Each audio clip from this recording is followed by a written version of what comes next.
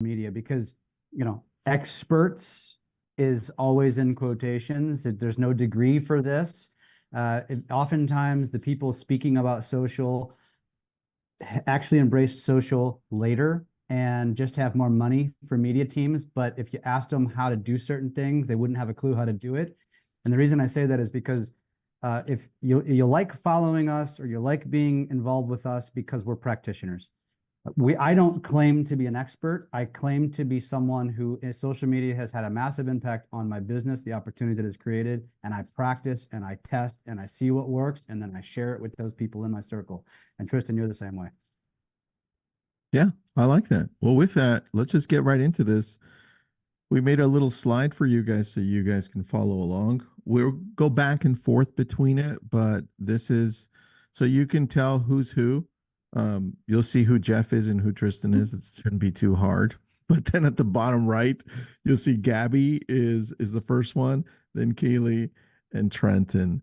That's what we're going to be talking about today. Here is really where we want to start, the current state of social media. And we're jumping right into this. This is recorded because we only have a few minutes with you. What's like 120 minutes, not too long, or 90 minutes. I don't even know how long we're doing this, Jeff, but not a long time. It's not a 2-day event.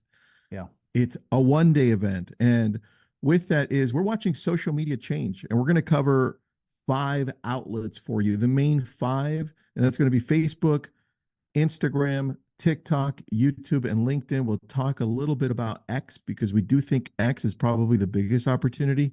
And it also brings the most amount of emotions out of a lot of people. So with that, let's talk about why people go and visit social media. For me, Jeff, the most important ones are the top 3, because as we're looking at this as people that want to use social media to grow our business and run a business that attracts instead of having to chase it all the time, the first 3 are important. Why do you visit social typically? Well, people go and check out what their friends are doing, their family is doing. My mom and dad, that's where they go and they say, oh, we saw that video you did. We didn't understand it, but we saw you, right? And they go and check out to see how we're doing. That's normal.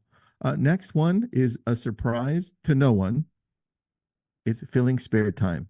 I mean, tease, you grab your phone to do absolutely nothing with it. You just go like, yeah, I wonder what I can waste my time doing on Instagram or TikTok. Who's funny? Who wants to? I want to laugh a little bit, right? That's the dopamine hit, filling spare time. And number 3 to me is the most important one, Jeff, for what we do in business, for what we do to attract people through the things that we're great at, talents, your niche, all of that. Reading news stories. That's educating right there. That's important, man. Yeah. And I think we don't do that enough. And to me, the biggest surprise, and I'll stop sharing this. You guys can take a picture of this. Right? We won't go into every single piece of this, but we want you to pay attention to the important pieces. And we stop sharing. Reading articles, going to social for news. You'd be surprised at how many people love going to social to get their news. In fact, most people don't even go to news outlets to get their news. Jeff, you had a really good one that was super niche and local. It was a TikTok, I guess I'd call it a news clip, where somebody used a boat, somebody from California, obviously, used the boat, ran it into a house, and you did a little news thing on it, and it blew up. It's like, what was it, 1.5 million views on TikTok? 1.8. Yeah. Yeah. And take me through really quick, how do you decided to use that for your area? So I think to frame it, especially when you talk about a geo strategy, and this is really fascinating that Tristan, you and I haven't even talked about, but the thing that I used to talk myself out of when it came to content, we all do this. What are people going to think? Are people going to care? Or it already exists. And so in this particular case, I use a news aggregator at the lake called Lake Expo. They do things traditional because that's how most news outlets do it. They primarily get their traffic through a website. And what we've learned recently and so I, in the beginning, was like, well, why would I share this? They're already sharing it.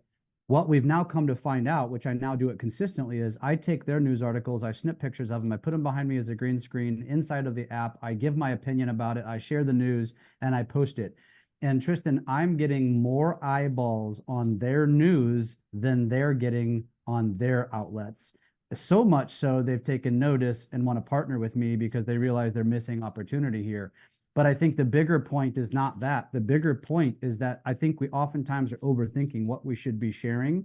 And when you think about why people are on social, which Tristan, you just shared that slide, people go to social for social connection. That's never changed. They go there for entertainment. They go there for validation. They go there for emotional elevation, and they go there for education. Those are the 5 primary reasons people are on social media. And you know what I noticed I didn't say?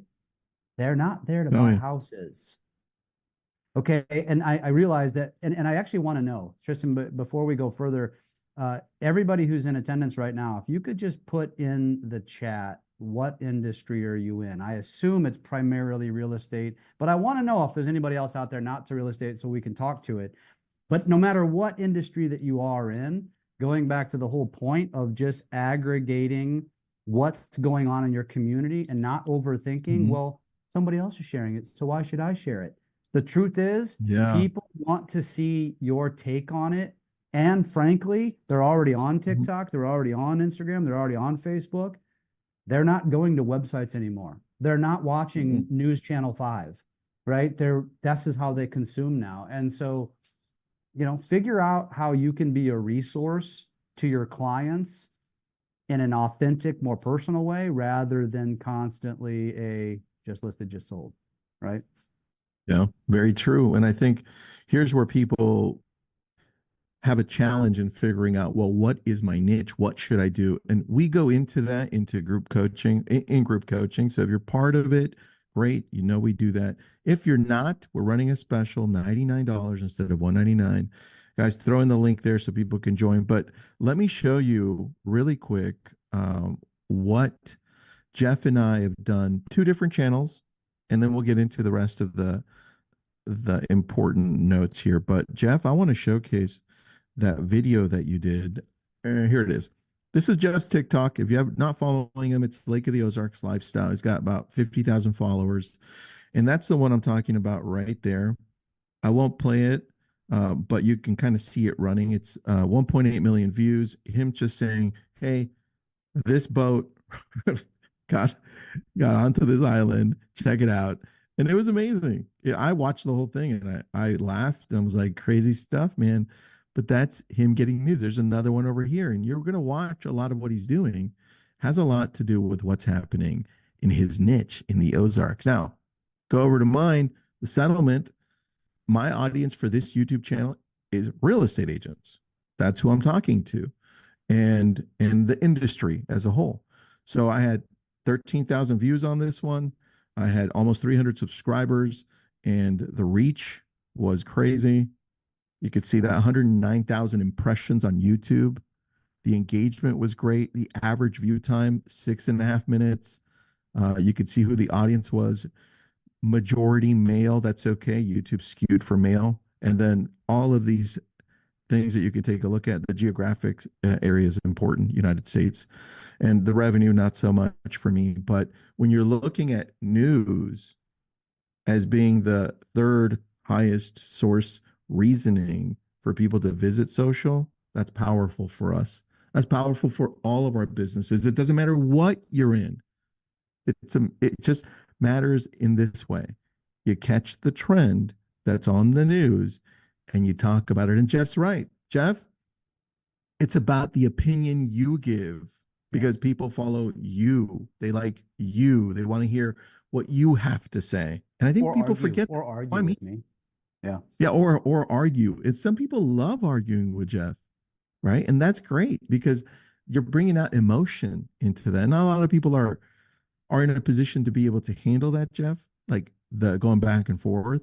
But when you hit on people's emotions based on your opinion on certain news or articles or happening, I think you've got something there. And people are sometimes scared about that. Hector says newsjacking works. Very true.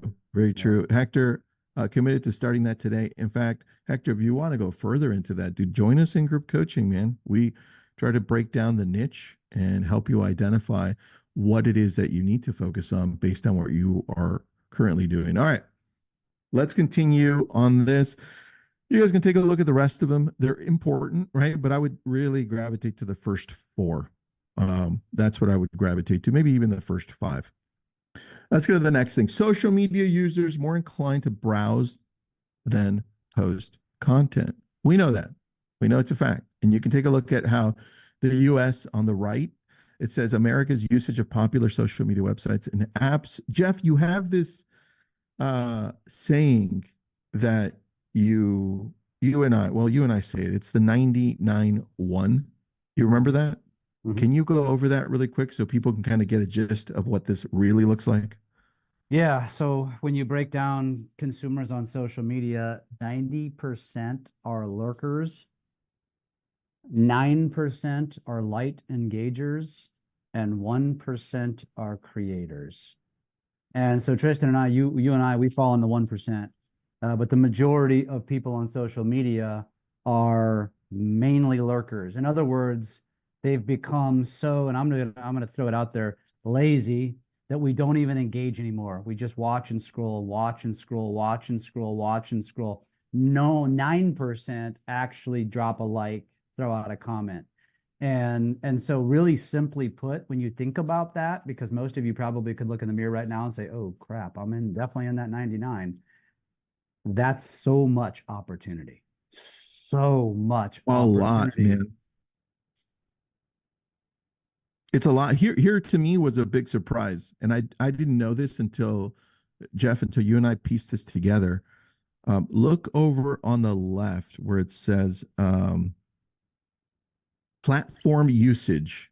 It says 76% use Facebook, 89% YouTube, lesser for other platforms. YouTube users least likely to post content. I'm like, wait a second. And then when I thought about it, I'm like, Yeah. that makes sense because it's so much, it feels more daunting to post something on YouTube because you've got to worry about other things like usually a thumbnail, the keywords, like it's a little bit more in depth. That was a surprise to me. What do you think about that? Not surprising. Not surprising, because YouTube is arguably the most advanced platform to create on. And frankly, YouTube is becoming cable television.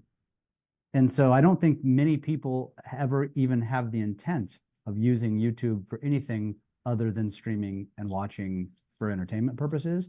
Or for me, like when I need to fix something in the house, Google, take me to YouTube, show me a video. That's what it's Yeah, for. very true. Very true. We've got Dave Woodson here. What's up, man? He says, I'm a content creator, realtor. Bruce, brokerage, property management, law, and private equity. Bruce, a lot to choose from there. Probably a good idea to pick one that encompasses all and niche down on it. So very good. Michelle, marketing, real estate brokerage, mortgage branch, and entertainment. Michelle, same thing with you. As you're watching this, everyone think, how can I niche down further?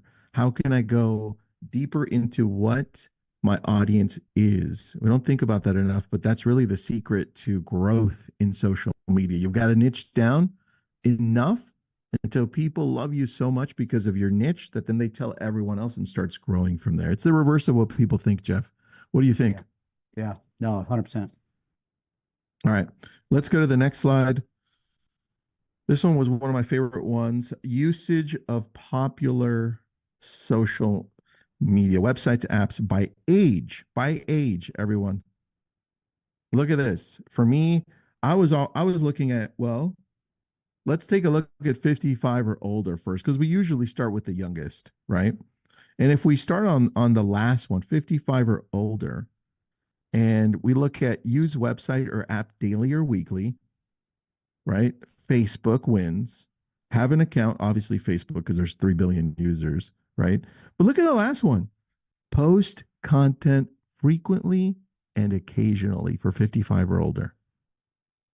Facebook, it's not even close. And I'm looking at that for one reason as a business owner, Jeff, and then I'll come back to this. I'm looking at this because I know that there is a large group, Silver Tsunami, right? A large group of people that are going to transition their home. It's going to go to a younger generation. They're either going to sell it, they're going to transfer it in some way. A lot of transactions there. And where are they? When I know Facebook is the third most visited website in the world, what are they doing there? How can I communicate with them? How can I engage with them? How can I talk to them? What are their problems? What am I solving?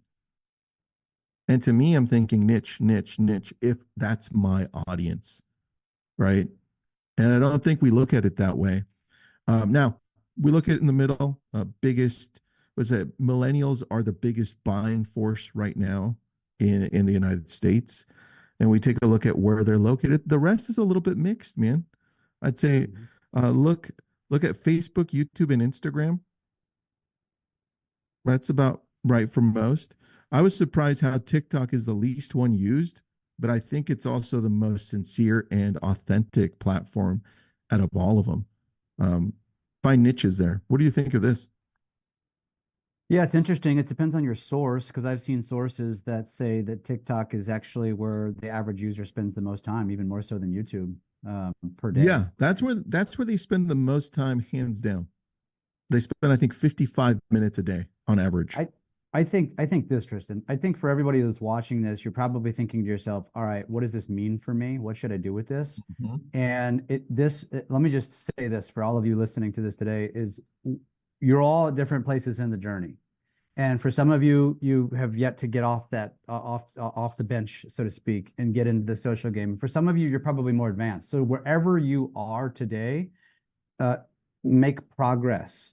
Gary Vee says, Tristan, that all these different numbers. You should be posting 7 times a day, 4 times to TikTok, 74 times across all social platforms. All this, and you know what he says? He says those are arbitrary numbers. He says the bigger point is this. What's better than if you're trying to get yourself into shape and you're doing 100 push-ups. What's better than 100 push-ups? 200 push-ups, right? So if you're doing one post a week, get to 3. If you're doing one post a day, start doing 2. In other words, start focusing on just improving where you currently are, because the best creators who are making the most money at social will tell you that frequency is the key to this game.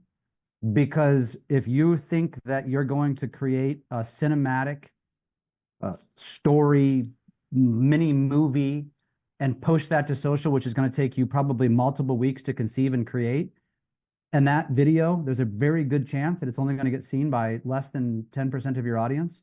And then it's Yeah. gone in infamy, all the while the person focused on frequency showing up every single day in an imperfect way, but they are owning the mind share. They're owning the top of mind awareness. And so no matter where you are in this journey, you just need to find improvement. And so as you're looking at the data and you're looking at where people are, lean into the one that you're most comfortable, build the frequency, and then multiply. But you got to start somewhere. So don't get too caught up in so super advancement. Find 1 or 2 things today that you can improve on immediately, apply it, and then when you feel comfortable, move on to the next one. So that's all I wanted to say about that. I like that, man. And as you're looking through that, decide who your audience is. Like, who are you talking to? Jeff, I was talking to James, and I don't know if he's on here or not, but James Patton, when we went through this, he's like, "Oh, I got it. My audience, somebody who's 33 years old, somebody who's purchasing for the first time or just bought their home recently, has debt, maybe has one child, two, and if any children, they're very small, and that's who I'm talking to. And these are their problems, these are their challenges, and I think that's what we need to do more of because Jeff, you've done it, so it's easier for you. I've done it, so it's become so easier. I know exactly who I'm talking to. You know exactly who you're talking to at the Ozarks. You know what they love, right? This is why you can poke the bear because you know what they like, Yeah. right? And you do it often too. So it's Yeah. always nice to see when you poke the bear. All right, guys, let's transition into actual changes, usage of social. Here we went through the demographics. Now let's go into some strategies. Let's start with my favorite one, Facebook, and it also has the most users. Let's talk about things that are going to change a little bit and how the demographics look overall. Here you've got 3 billion active monthly users, just a little over 3 billion. And it shows you their age groups right there, which is great. But for me, it's important as a social platform because it gives us a lot of opportunity to connect with the audience that can actually purchase. And I don't know that we actually look at it that way all the time. We usually typically go to say, well, where am I? Right. And for me, this right here, these are the opportunities, Jeff. Facebook skews older, and Facebook Lives work extremely well if it's a regular show. And I think that's something that's not done enough.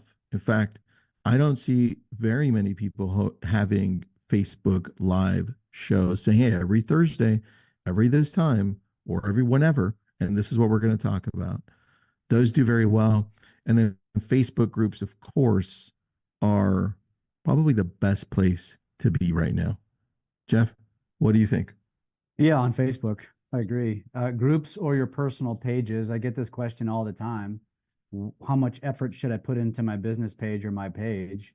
And you know, the truth is that Zuckerberg set that up to be pay to play. And so those of you that are putting a great deal of effort into that, it's kind of an exercise in futility. And so, you know, it's really more the yellow pages of today is business pages. And if you're putting money behind stuff, that's where it has to be, but you're going to struggle to grow and get a lot of reach. So focus on groups and focus on your personal pages because those are the ones that are going to get you the most organic, you know, growth and reach. Yeah. And I think we need to start looking at groups too in a way of saying how can we connect with more people. When you're looking at social media, think attraction. Like there's nothing wrong with going to chase business, which we still do. We still call expireds, we still call canceled, and we still call for sale by owners. But let me tell you, when somebody reaches out to me through YouTube or through Instagram, they already know who I am. The conversation is completely different. And the attraction factor makes it so much easier to get to where I want to get to with them and where they want to get to with me because they're the ones calling me. So Yeah. think about the future of your business being more on the attraction side. Jeff, you just mentioned that because of some of your uh, news type videos, you have a company that produces media reaching out to you, right? Yeah. How how is that different than you reaching out to them, dude? How was that conversation? Yeah. Yeah. Well, you know, and that takes you back to, so for those of you that don't know my story, it was back in 2015, 16 when I was sitting there assessing my career and thinking to myself, gosh, do I really want to do this for the rest of my life? And what I mean is groveling for business, chasing the business, doing the things that I don't enjoy doing, even though I might have been decent at them, you know, cold calling, prospecting, door knocking, going to events, networking. It's a constant chase and it's tiring. And so this is not to say that there are some unicorns out there that actually genuinely enjoy that. Hey, stick to what you love. I didn't love Yeah. it. I don't love chasing, and I didn't feel like it was sustainable. And that's when I started to seek new ways to market my business and get more awareness. And that's where I just stumbled upon video and social. And when my phone started to ring, you know, I mean, Tristan, because you've been along the ride, it's like light bulb moment. In fact, it was a result of that social presence that brought us together. And I Yeah, wouldn't that's have done true. that had I not. I would have never been invited to that mastermind. You wouldn't have been invited to that mastermind because obviously your presence with lab coats. And then, you know, in hindsight, Tristan, you know, when you think about all of it, everything really came down to attention, even for me, because you remember that first meeting, I was just this lender in the corner of the room sucking on my thumb, didn't feel like I fit in. But what did I do? I grabbed my tripod, I grabbed my camera, I grabbed each individual that I could. I brought you outside and I did a one-on-one interview. And everybody was like, who the hell is this guy? What's he I doing? didn't know before. And I remember that. I don't, and I didn't know what I was even doing. I just figured I got to do something. I got to figure out a way to get these people's That's funny. attention. And yeah, I wish I could say I had this conceived plan, but the reality is it was just all about attention. And I kind of got lucky. I was just more aggressive than anybody else in the room. That's all there is to it. The conceived plan that was that you were actually going to show up. That was the Yeah, plan, dude. I'm going to yeah, show up. I'm going to show yeah, up. And that yeah. that became super key. Facebook, really quick though, to wrap up Facebook. There's a little bit of a difference when you look at everything else. There's a banner. It's kind of like a website if you ever think of how Facebook looks. It's like a landing page. And when you look at the tools that it's got, you could see the reach. If we're looking at attracting, it's so much easier for me to attract 307,000 people just in 28 days. Look at the post engagement and the new followers, right? And then you can take a look at your audience, take a look at who are you targeting and where are they at. This one, in comparison to YouTube, it's the opposite. I have 57% are women.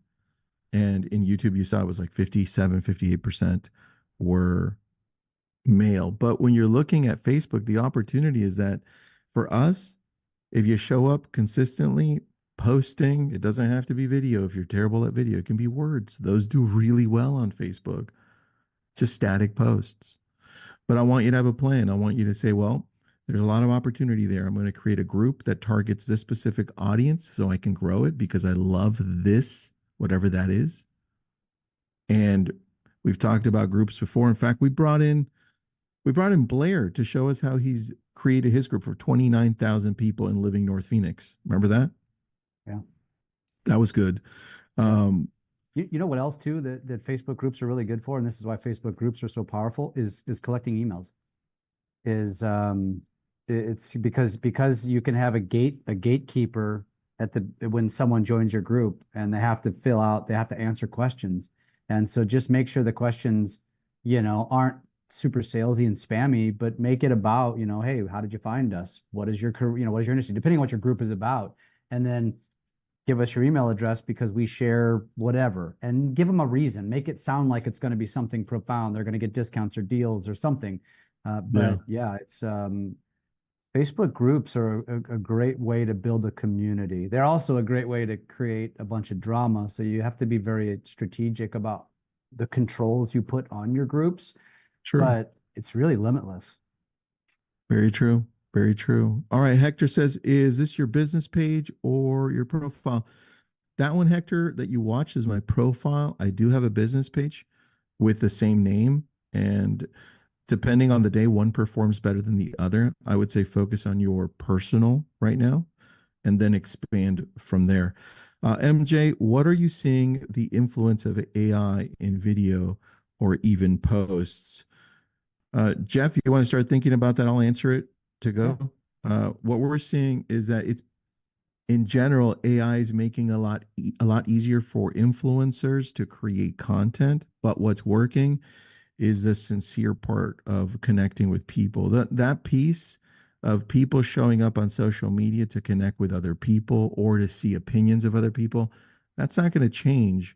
What we are seeing is some channels are taking off where they just use AI on their own, where it's this faceless channels, specifically on YouTube. But again, even YouTube is identifying those as AI. And the thing that's not going to change in the social media world is the fact that it needs humans to push the social. And Jeff, what do you think on that, man? Yeah, obviously, I firmly believe the line that you've all heard that AI won't replace us, but the human that embraces AI will replace you and will kick your ass. And as I mentioned earlier, I've got my own tips of how I use AI. I think just like this is actually a great segue. The person that thinks they're going to get into social and hire somebody to manage their pages for them is the same person that thinks that AI is going to do it for them, and it's the same person that I'm going to tell you right now is going to fail. It's not going to work. AI can assist you. AI can make you more efficient. AI can help you with content. AI can help you with a lot of different things, but AI is not going to replace you. And if you think it's going to replace you, you're going to be sorely mistaken, because these platforms will continue to evolve. They will continue to identify 100% AI created content, and they will reward the creators that are more authentic. So I'm going to use it. Hell yes. But I'm not going to do it verbatim. And Gary Vee says this too, Tristan. Even today, he posts a lot. He writes 100% of his captions. He says, I can't have somebody else trying to be my voice. It wouldn't be my voice. That's not going to work. And so Yeah. this is, anybody who's going to get in, it's no different, Tristan, than when I always tell agents or real estate agents or lenders, you're going to go buy leads. You're going to go buy what is it from Glengarry Glen Ross? What are those leads? What's that stack? Oh, yeah, Right? yeah, yeah. The Glengarry Glen Ross Yeah. leads that If are you quality. bought those leads, are you going to hire a VA to be the first touch on those leads? Hell no. Like you're gonna hold that lead tight and you're gonna make sure that you put the effort into it. And so social is the same way. You have to make sure there are ways to make it more efficient. There are ways to hire people to help you with content. There are ways to have AI help you. But if you're not going to lean in and be involved, spend your money elsewhere. You're wasting your time. It won't work. Yeah, very true. Very true. Let's transition over to Instagram really quick. Here's the slide for you. You can take a picture of this, the demographics and the number of active users. You see it's 2 billion, so a billion less than Facebook. The largest group is 18 to 24, gender pretty equal there. Time spent 33 minutes. To us, when you're looking at Instagram, and then I'll also show you Jeff's Instagram and my Instagram so you can kind of get a good idea of what the profile section should look like. We always go over that because it's important. But when you're looking at maximizing Instagram in the next few months through 2024, we're noticing that they're putting a little bit more emphasis back into the static posts. So carousels are doing very well, whether you mix them with video or you have static post pictures, they're performing a lot better. And that's really cool. Recent shift, obviously, for reels are performing the best out of everything there. And Jeff, I don't know about you, but I'm also noticing that lives work well only when you're consistent over a longer period of time and people can expect that you show up at the same time, same channel, about the same topic. Yeah. What are your thoughts on that? Coming from someone who's in the game, I don't use live very often. And that's not to say that it doesn't work. I'll just give you my take. When I do go live, here's what I think. I think audiences have become so sophisticated with their expectation of our content that Mhm. they want pattern interrupt. They want cuts. And when I go live, I can't do that. And so I do believe lives can work. I do love the idea of a show. I do love the idea of maybe lifestyle content when you're going live. I just haven't put a huge emphasis on it because I do feel like audiences, we've pretty much shifted our interest into short form, other Mhm. than if you're going to YouTube. And I just think it's really hard to go live and do it, and you're going to be on there for 5 minutes. And so again, I think you just have to have purpose, and as you mentioned, consistency. If you're just going to go live every once in a while, it's not going to work. But do it with intent, do it with a plan, and build something sustainable that you can do in perpetuity. Because you're right, you can effectively train an audience to just kind of expect you. And the apps do reward it. Like I get notifications, my notifications are dinging all day long. So and so went live, so and so went live, so and so went live, which All tells day. me the platform is rewarding it and pushing it. And so there's something to be said for it. All right, let's go over a profile here. We won't go over the profile on TikTok because we're going to be short on time, but it applies for TikTok as well. Jeff, take me through the idea here. As far as which part of it?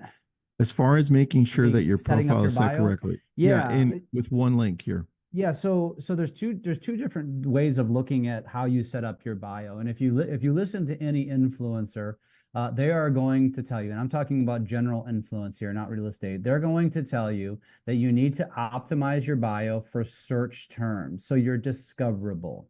Now, they're not wrong. They're right. However, if we think that social media users are opening up Instagram, TikTok, YouTube, Facebook with the intent of thinking, I'm going to open up these social apps today and I'm going to go search for homes for sale, you're wrong. They're not. They're Googling that. In fact, the proof has been in the pudding after this NAR verdict and just the nasty consumer sentiment that's been coming out as a result. And so when I am teaching this to a real estate agent, I'm saying to think about it about from the consumer's eyes. So when they go to your profile and if they see real estate agent, top realtor in your market, top realtor in your office, won this award, won that award, blah, blah, blah. How is that received? I'll tell you how it's received. It's received like it's a commercial. It's received like it's spam. And you all know what we do with commercials, right?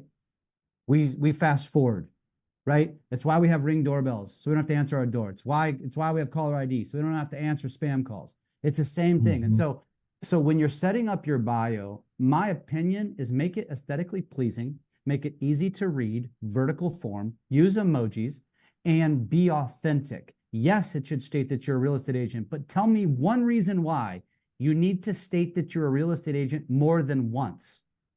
Once, that's all you got to do, once. And then your geographic area, and then the things that make you a human. My bio, Tristan, is already niched down. My audience on Instagram and Facebook is very much real estate agents and loan officers, and they have spoken based upon their engagement with my content. They want me to teach them something. That's my audience. But for most real estate agents and loan officers, lean into who you are as a human being. Are you a hunter? Do you like to dabble around in the kitchen? Or you like to garden? What are the things that you do? Because that's what someone's going to see in your bio and say, oh, they're in my market. We have something in common. I'm going to follow them. But what's going to make them run the other direction is if your bio looks like it's a commercial. It's not why they're there. Very true, man. It either scares people away or attracts them, because how people get to the profile section of your specific profile is they see something they like, they laugh, they engage, or it's a nice property or whatever. And then they go, who is this person? And then they'll go check you out. And if this is a mess, then they're just going to move on to the next one. But if it's not, I'm going to check out your link, your one link, and say, hey, who is this guy? Or who is this lady? And I think we miss that sometimes, Jeff. But the biggest opportunities we have right now on Instagram, still reels and stories to engage people into who you are throughout the whole day.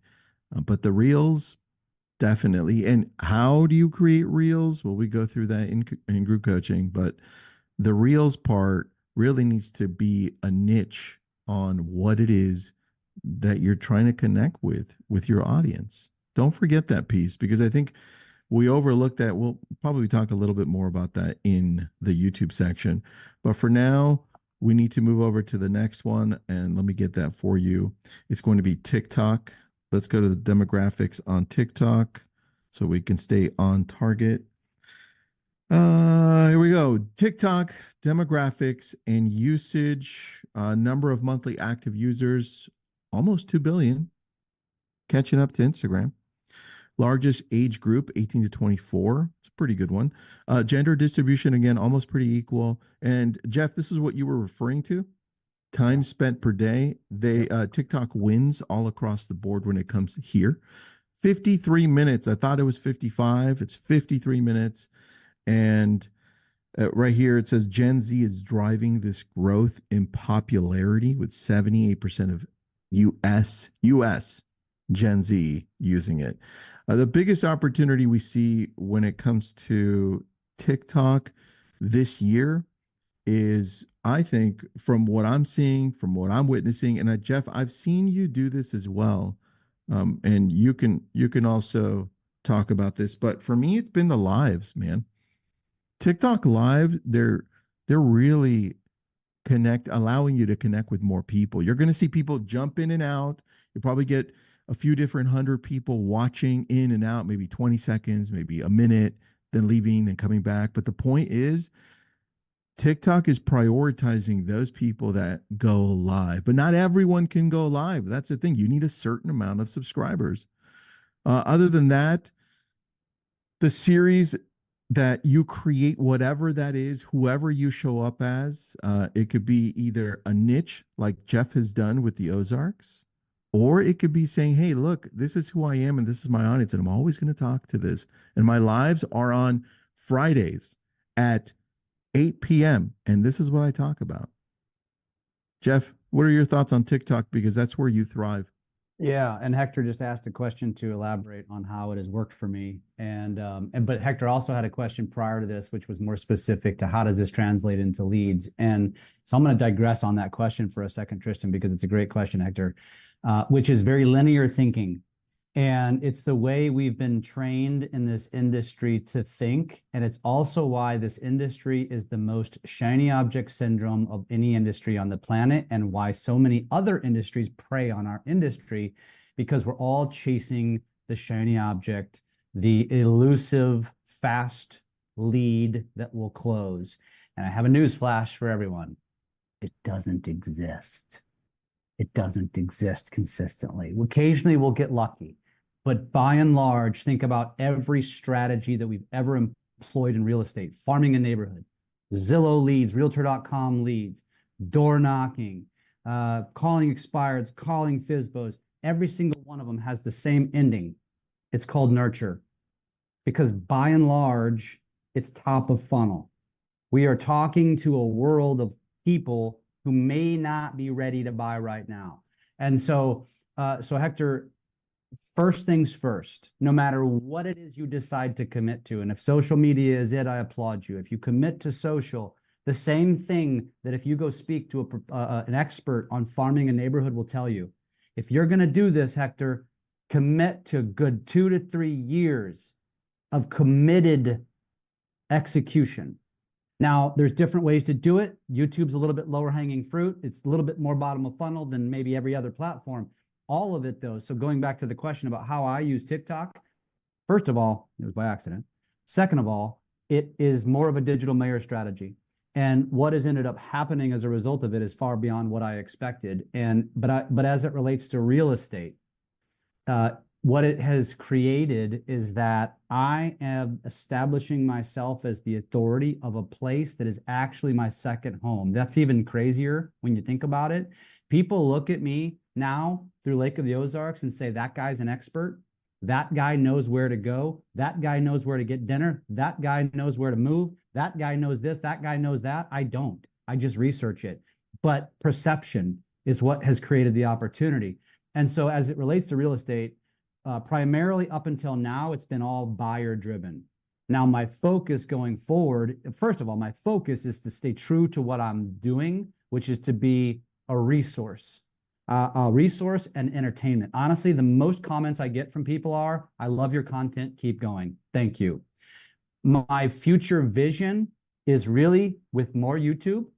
So focusing on real estate related YouTube content sprinkled in amongst the resource about the local area.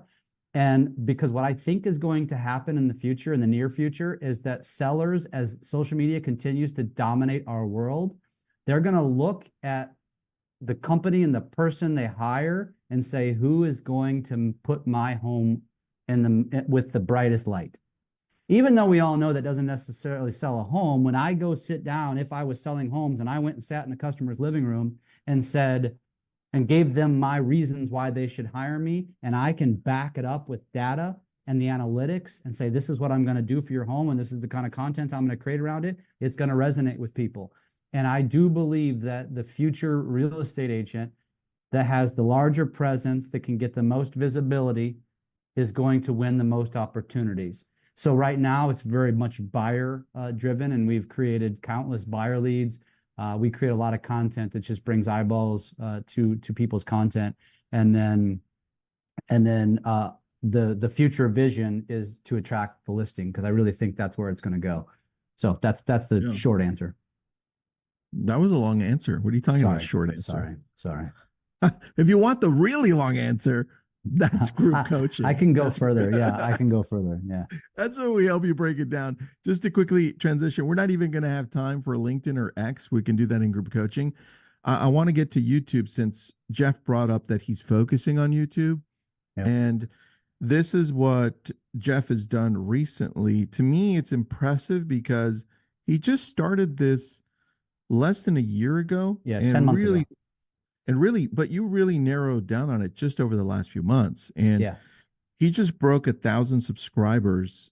To me, that's impressive. If you take a look at the content he's producing, the long form is getting a little better, but the shorts, man, your shorts, if we go to the popular ones, those have grown your channel the fastest. And you're just repurposing those from TikTok right now, right? Yeah, correct. Yeah. Yeah, I think it's important to point out, because this is very real. So for anybody watching this, if you look at this, I'm not viral by any stretch. Like, in fact, I I follow the advice of the Mr. Beasts of the world and the Daryl Eves and stuff like that, because I have to remind myself that you really can't study the analytics on YouTube until you've posted 100 videos, 100 long form videos. So you see that I've got Yeah. 405 videos. That's my strategy is one long form a week, one short form every day. And so what I did before I built my channel, Tristan, was I built the bank of shorts first through TikTok so that Mhm. I knew that when I went into this, I wouldn't ever be coming from behind. And so now we have this massive bank of short form so I can keep with my strategy, because I think consistency is the by again, frequency was what matters.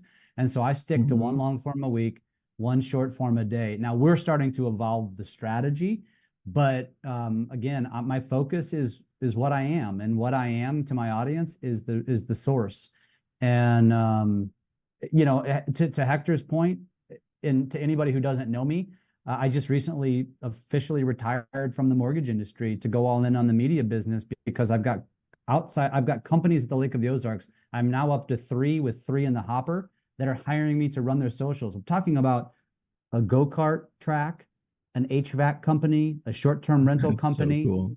I've got another real estate company that's reaching out to me, Lake Expo, the media source, an escape room. It's crazy. But it also tells me the opportunity is that, so I'm going after that opportunity. I will stay very, very close to real estate as long as I'm alive, because I have a passion for the industry and I think I'm pretty good at it. But I'm still learning. That's the thing, is like when you look at my YouTube, yeah, I appreciate the compliment. I You don't feel just very you great just about it. started. You're growing, dude. Yeah, You're yeah, growing because yeah, you also just recently discovered that you were shifting into the Ozarks. yeah, It's not like it's yeah. been like years and years No, either. yeah, So yeah, that's the impressive piece to it, because if you look at me deciding, hey, I'm going to help real estate agents, right? Building lab coat agents, and then deciding, well, let's take that onto YouTube. I've been doing a YouTube for a little bit, so I've got almost 15,000 subscribers, right? And I've got over 100 videos, so I can tell you what's worked really well, what continues to work. And for us, it's the latest in real estate. So you see my videos get like 2,000, 3,000, 13,000 views, 3,000. The point is, when you're looking at YouTube as an opportunity, you have to understand who's there first. And for us, that's the widest range of people that you can get. Like, you can have a 4-year-old on YouTube, and you can have a 90-year-old on YouTube looking and asking the same questions for their specific interest, right? yeah. Minecraft, if you're younger. Older, it's like, how do I get rid of this back pain? And or whatever it is, right? But look, this is important right here. Dude, 48 minutes. That's really close to TikTok, Yeah, yeah. right? Time That spent. and these are updated. This is updated data. I know somebody said some of the stats might have been a little bit older. This is all very recent. This is all 2023. Yeah, all 2023, guys. So you can take a picture of this and or wait until we send it over to you. We'll go over it deeper into when we get into our group coaching next week, probably. But take a look at this, and then let me show you the opportunities that you have when it comes to YouTube, and then we will do the transition. This is probably my favorite one, because we're focusing more on YouTube. We're actually going to create different channels on YouTube for different things. And it comes down to niche, niche, niche. If I could put niche a billion times right here and just have you focus in on Can we niche, niche, niche. can we solve one of the world's biggest problems? Is it niche or is it niche? I think it's both, dude. You say niche, I say niche. Okay, fair But enough. hold Tomato, on. tomato. You say, hold on, I'm gonna stop sharing. You say niche a lot. Yeah, that might be your favorite word. I told you this last time. My Mhm. favorite word is deep, right? It's like, hold on. Let's go deeper. Your favorite word is niche, which, hold on, that might mean the same thing, dude. It's like, let's niche down. Let's go deeper. But so good. And Trenton just jumped in and says, GIF Yeah, or GIF? GIF or GIF. Yeah, It's I did a GIF. video about that once, actually. Yeah, that's Dude, funny. you should have a Uh, whole series on that. you guys GIF or should. G- Yeah, GIF, GIF or GIF, and how you then pronounce niche or words. niche. Yeah. Tomato, Actually, tomato. the funny thing is, actually, funny you mentioned that. One of the things that we're going to do this summer at the lake is we're going to go to a popular area where people just walk around. It's called the Strip, and we're going to do like those live interviews. And this all came about. The idea came about because I did a video where I pronounced the dam at the lake. It's spelled Bagnell, Bagnell. So as a someone who speaks English, I spoke it the way it's spelled, Bagnell, but it's pronounced Bagnell. And I got ripped in the comments. You must not be from around here, boy. And so I it was remember funny. that. Yeah, so I did a follow-up video doing the correct pronunciation. But I'm gonna go to the Strip and we're gonna do those live interviews. Like, please tell us, like, how do you, and then we're gonna put series together. We're gonna ask questions about the lake. But that's just another idea where if you lean into like geographic content, a fun way is get out in the community, do those live interviews where you put a series together where you're asking people questions, just fun stuff. How do you pronounce the name of the dam here? Do you know how many miles the main channel of the dam is? Like, just to see what kind of weird answers you get to make it kind of fun and entertaining. But yeah, just another idea there. I like that. And just really quick, because I had to Google it while you were talking, Jeff. There's a debate about how you are supposed to pronounce Nishnich or whatever. Yep. There are two common pronunciations, both of which are currently considered correct. Niche rhymes with sheesh, and niche rhymes with pitch. Niche is the more common one and the older of the two pronunciations. So that would explain it. That would explain it. Because you're older, you pronounce it the old way. No, I get it. Oh, yeah, that's it. You want to really get into that? For those of you who don't know, that's funny. That's funny. We're the Who's same. older? We're the same age. Jeff Rye, yeah. Yeah, that's like that. All right. Let me answer one question. Let me answer one question from Hector again. Sure. How many hours or a week are you spending time creating content? That's a great question that you don't want to hear my answer because I've leaned into it. Well, now the answer that 6-7 years ago is different than what the answer is today. But what's important to understand when you're thinking about that for yourself is what am I good at? And what should I spend my time doing? Because you all know this. Hire people to do the things that you don't like or you're not good at so they can do it for you. Now, when it comes to content creation, you need to be the face of the franchise.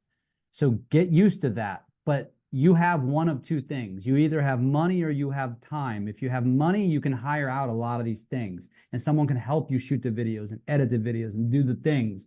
But if you're like most of the real estate industry right now and you don't have a lot of money, then you need to utilize your time. And then you need to learn some of these skills. So to answer your question, Hector, to tell you what I tell people that I coach, you shouldn't be spending more than an hour a day on social. Now, in the beginning, it's going to take you longer because content creation is painful, just like anything. I always use, Tristan, the gym reference. First time I went to the gym with my buddies, I could barely bench press with 225-pound weights on either side. And I wanted to quit because I was embarrassed because it felt like people were looking at me and judging me. Same thing on social. Luckily, I had those two friends who talked me through it and I stayed with it and I got stronger. It's the same thing with content creation. The first video you create and you try to apply some of the techniques that we teach, it's going to take you 90 minutes. But then you do it and you've created 10, 20, 30 videos. That 90-minute video is now going to take you 5 minutes. And then social becomes an hour a day prospecting tool that feeds all of your other traditional prospecting. That's the key here. That's very true, man. Very true. And a lot of people have asked a similar question here today. And that's, well, how do I find my niche? How do I find that? Jeff, if you change that word in my head, I'm going to hate you more. Okay. Cadence. Niche, damn it. Cadence. Damn Your it. favorite word. Cadence.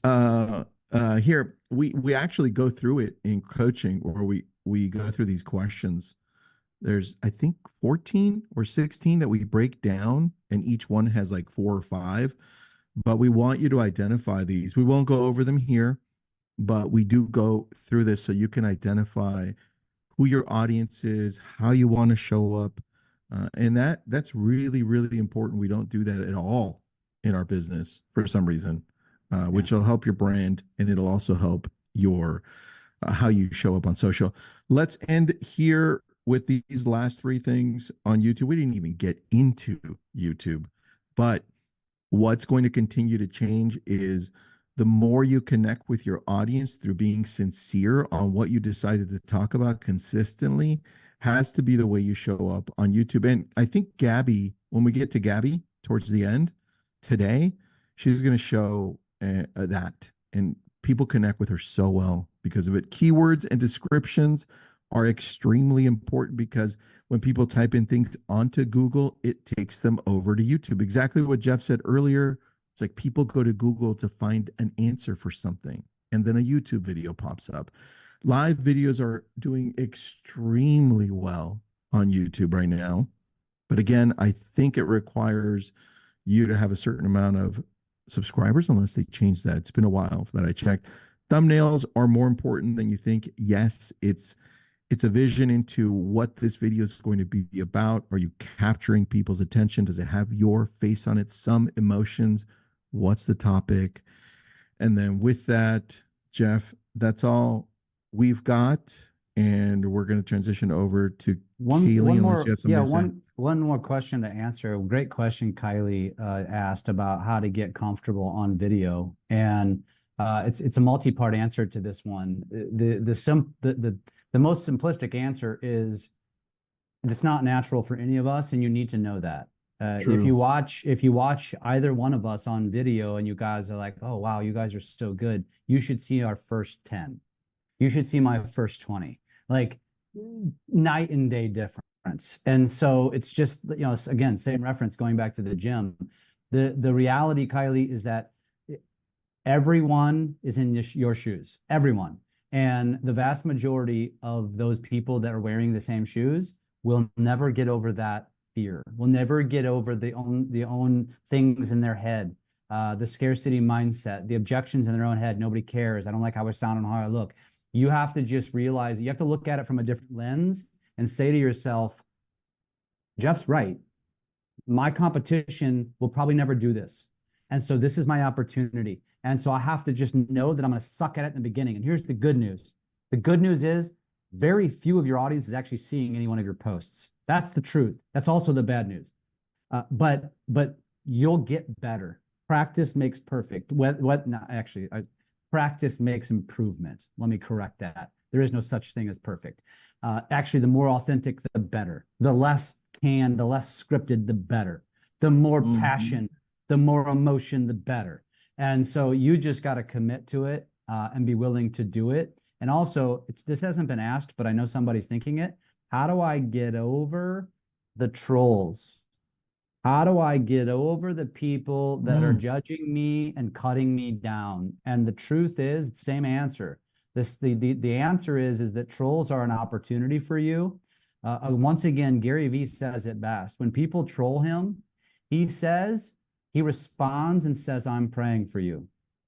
And you know why? Because he's like, somebody took the time to get onto social media because their own insecurity, the own issue they have with themselves and their own lives led them to go to someone else's page and take the time to cut them down because because misery loves company. And so you have an opportunity when you're thinking about this, when you're thinking about trolls, and I know what happens. It sends you into a dark place. It's depressing. It beats you up. It eats you alive.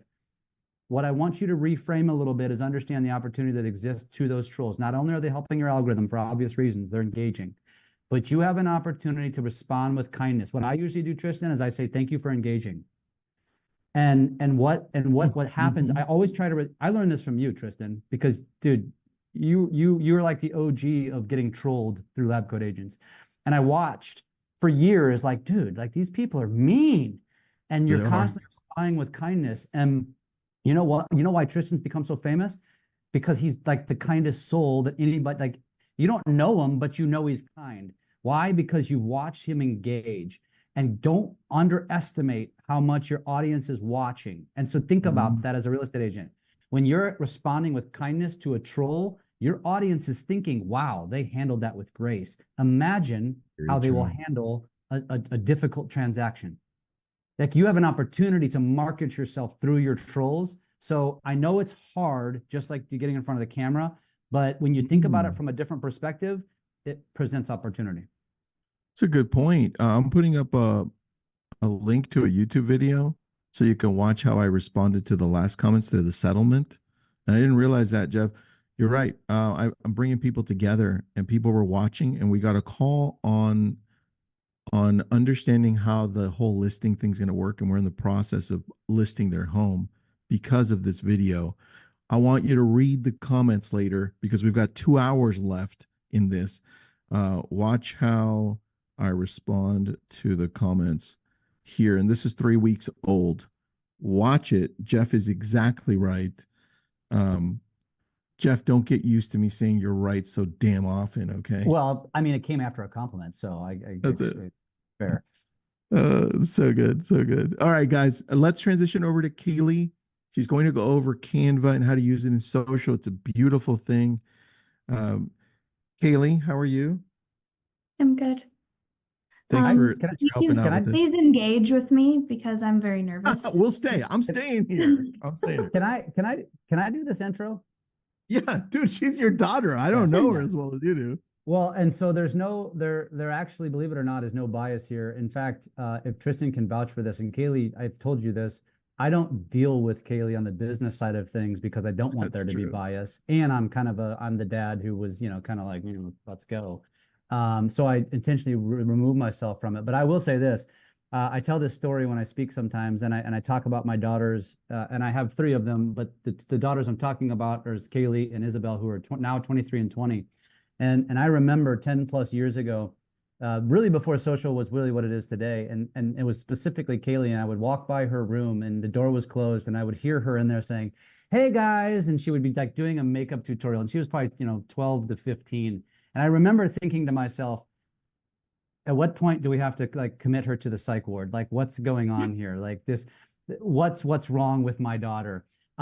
Come to find out, she was just way ahead of her time. I wish, and she even says it, I wish I had stuck with that. She'd probably have hundreds of thousands of followers on YouTube because she was like Gary Vee. She was ahead of her time. But as my progression continued, it was these daughters who came to me, and when TikTok came around and said, "Dad, get in the video. I want to I want to go viral." And so they were just using me as a prop. But I think where I created opportunity for myself was I took an interest in what they were doing, not only because it brought me closer to my daughters, but because they taught me stuff. And so for anybody who's sitting out there thinking to yourselves, "Yeah, this is way too foreign for me," if you have access to a teenager, whether it's a child, whether it's a grandchild, whether it's a niece or nephew, whether it's a neighbor's kid, lean into those people.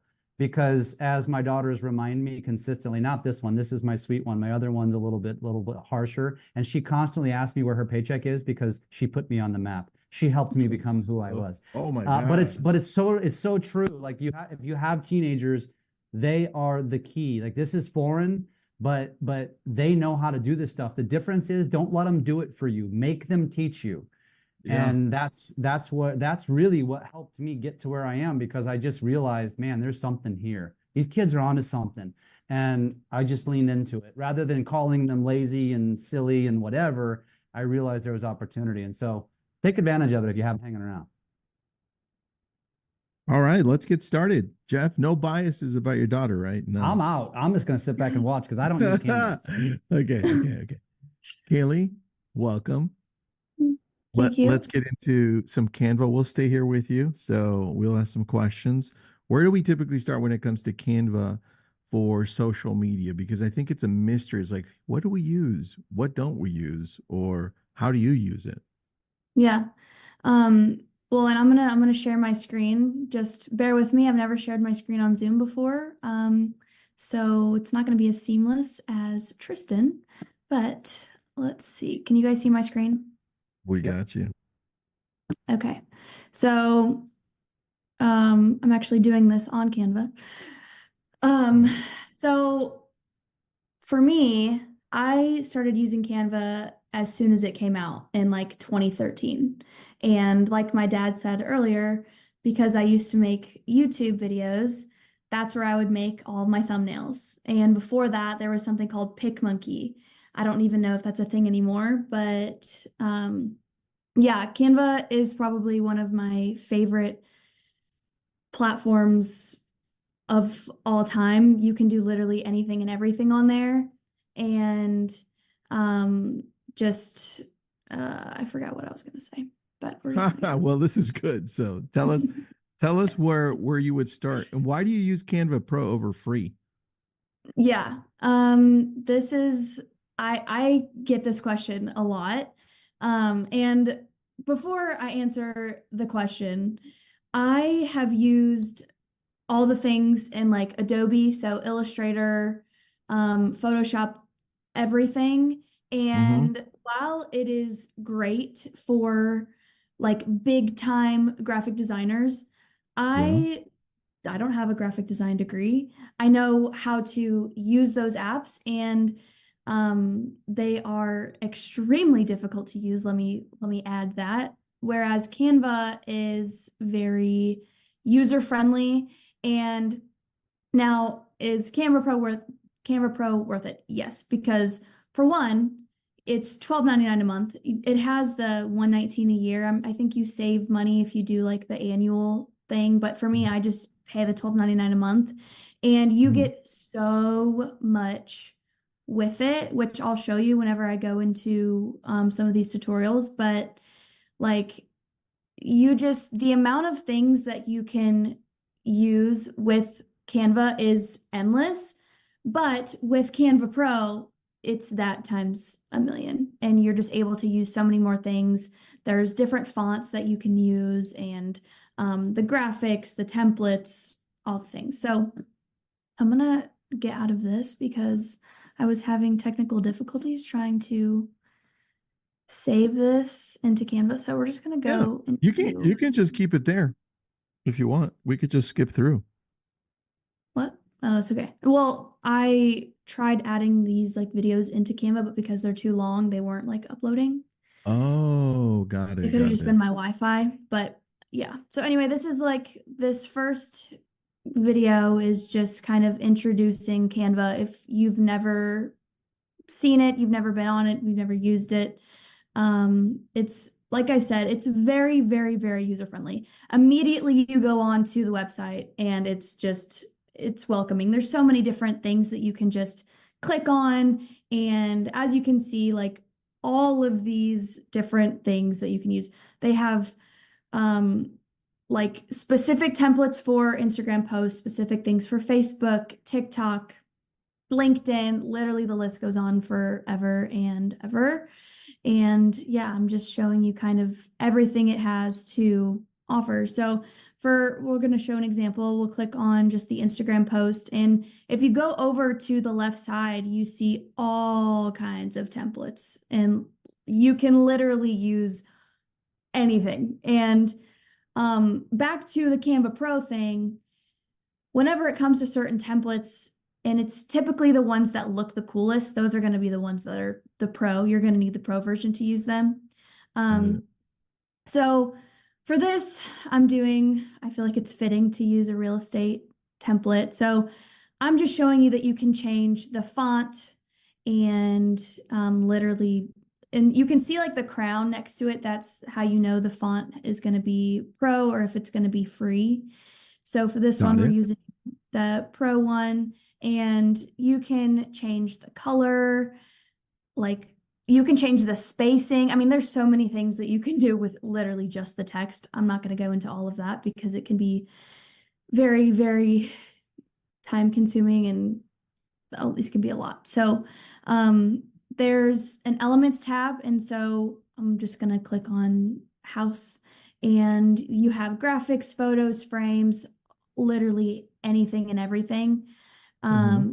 And for this, you can change the color, you can change the size, you can put it wherever.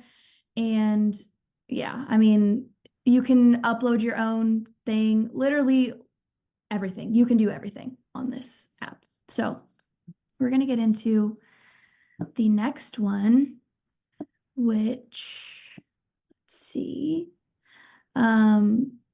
So in this video, I'm showing all of the different templates that you can choose from. And so we're going to do a real estate template.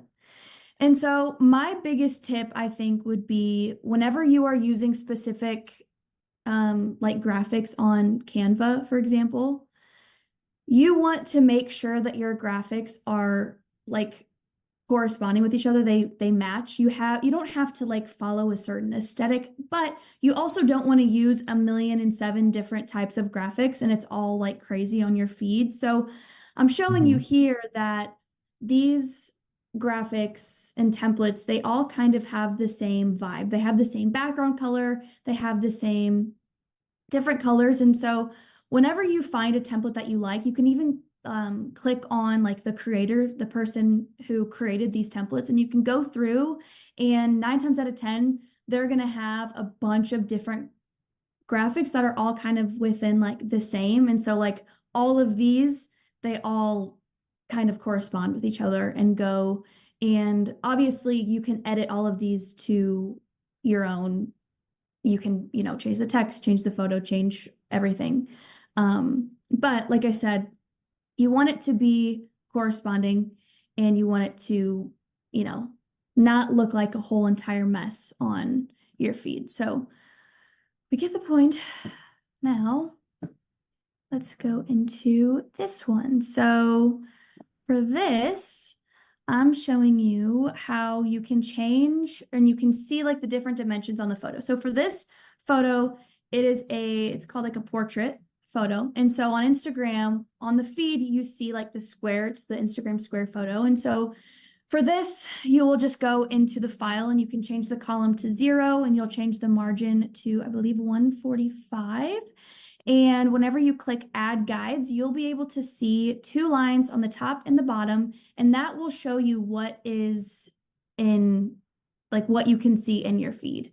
So whenever you're making a graphic or a template for whether it be Facebook, Instagram, literally anything, this is how you can see what's shown on your profile. And you can do the same thing with TikTok because that's like landscape, or wait, not landscape. Okay. What's the Vertical? Vertical. Brain fart. You can also do the same thing and see what you can see in your TikTok like feed. Next, let's see. I like it. I was just texting the team that we could probably make these into short little tutorials that we could put in the back end of Drunk on Social. I didn't Oh, think for of that. sure. We can definitely use like all of these videos, and I can put voiceovers over them and post them on TikTok and Instagram. Yeah, great The answer job. is- the answer is So portrait, by the way. Portrait is the technical term. Portrait. Landscape. portrait. Yep. Yeah, landscape. Okay, yeah. Okay. Okay, so for this one, I actually just recently discovered this, and I think it's the most amazing thing in the world.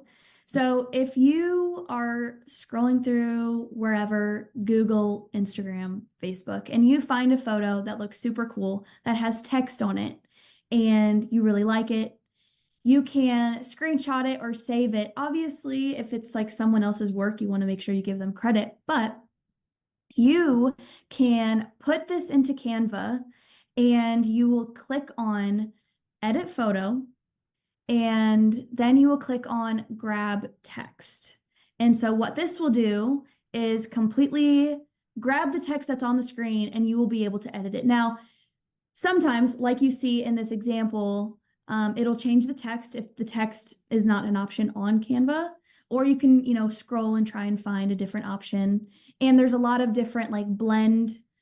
You can change like the opacity to make it like blend in with the photo. But yeah, this is like one of the coolest features, and I love that you are able to do this. I had no idea that this was a thing until recently, and I have used it like every single day. So that's a super cool little tidbit for you. That is a And cool then, one. Another of my favorites is there are apps built within Canva. And like, as you can see, there are so many apps, and it is the coolest thing. And I could spend literally all day just going through them. I haven't even gotten through half of what these apps can do. But for this example, I'm showing you the Mockups one, and this is my personal favorite. If you have a brand, whether it's like your own company, real estate company, whatever, this is like the best thing ever. If you have like a logo, you can see what it will look like on anything. So for the first one, I chose a tote bag. And Mhm. like, how cool is this? And all you do is drag and drop.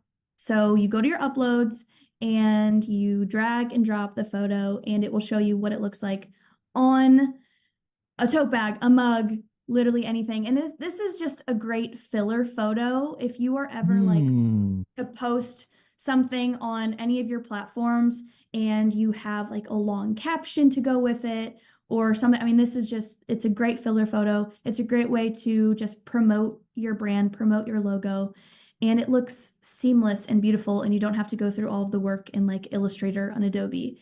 Um, Another one of my favorites is like the phone. So for this, you can, and I think they have like a video option as well. So you can like, whether you're promoting like a TikTok video, Facebook, YouTube, you can grab one of these phones. Like, see, like there's like a landscape one where the guy's probably watching a YouTube video, and you can just literally put anything. And this would be a perfect way to promote the newest post on whatever platform. And it's genius. The CEO of Canva is, I think, a god and is amazing. So this was this is probably my favorite tip that I have to share with you guys. But last but not least Hey, Kaylee, is what is another the app. what is the app that you just showed us, like how to get to the phone template plus the one with the bag? Yeah, it's called Mockup. So what you can also do is you can go to the apps section, or you can just click, like once you go to the apps, you click search, and you can type in, rather having to scroll through, you can just type in Mockup, and then for this next one, it's called Brand Fetch, I believe. Yeah, Brand Fetch. But yeah, the last one was called Mockup. So for this one, this is more particularly probably for companies who are like working with specific brands and influencers, anyone who has to make like a post like for a brand, whatever. So this is, I think, another just, it's so awesome. So I was able to type in Drunk on Social and it popped up immediately, which was super cool. Really? And what it does is you click on it and boom, it shows you the logos, it shows you the colors and extra images that go along with the brand. And you can do this for any brand. Obviously, I think if it's like, if you're a small name brand, if you're not very, like if there's not a lot, if you like Google you, because I think a lot of this is pulled from Google, then obviously it might be difficult. But for the majority of brands, this is what you'll get. And like this That's is like pretty a special cool. con to yeah, I wasn't even like I didn't know expecting to about this. see that. It's such a cool feature. And then I typed in like Olipop. This is just a like a healthy soda brand, and the list could go on for ever and ever on different brands that you could do for this. But this is just a super useful tool if you're ever needing to create a template, if you're ever needing to do something with some other brand. And like I said, I mean, the opportunities are just endless. And how do I stop sharing my screen? Okay, there we go. Okay, there we go. The opportunities are endless on Canva, and it's like I could go down an entire rabbit hole that would take up this entire webinar just talking about what you can do on Canva. Like that wasn't even like a fraction of it. And so like Tristan said earlier, a lot of this stuff I will post onto the Drunk on Social socials. And I know I tried to also do more Canva, just personal Canva tutorials on the TikTok as well. So yeah, this was my fun little Canva presentation. that. I hope you guys learned something from it. I did. I think- I took I think- notes and I I added think that this, other thing. I think this tells us that we need to start doing more some intensive trainings on some of our coaching calls. Honestly, Yeah. brand fetch, I had no idea about brand fetch. Just sent that over to the other team too. No, it's so awesome. And like the mock-ups, and like I said, I mean, like all of the app features within the Canva app is insanity. And Ralph, just call me and I will help you with the Canva. Yeah, it's such a useful tool, especially for those who don't want to, one, invest in a graphic designer, or two, invest in Adobe, which is the entire Creative Cloud, I believe, is like $56 a month, which is an investment. It's a lot of money, especially for something that's not very user friendly. And you can have Canva at literally your fingertips and have everything and more. And it's with that kind of thing, it's like repetition. The more you kind of explore, the more you mess with it, the better you're going to get at it. And that goes for anything having to do with social media. But yeah, it's my favorite tool. It's the most useful, I think, especially for real estate. And yeah. I love that. All right. Questions for Kaylee?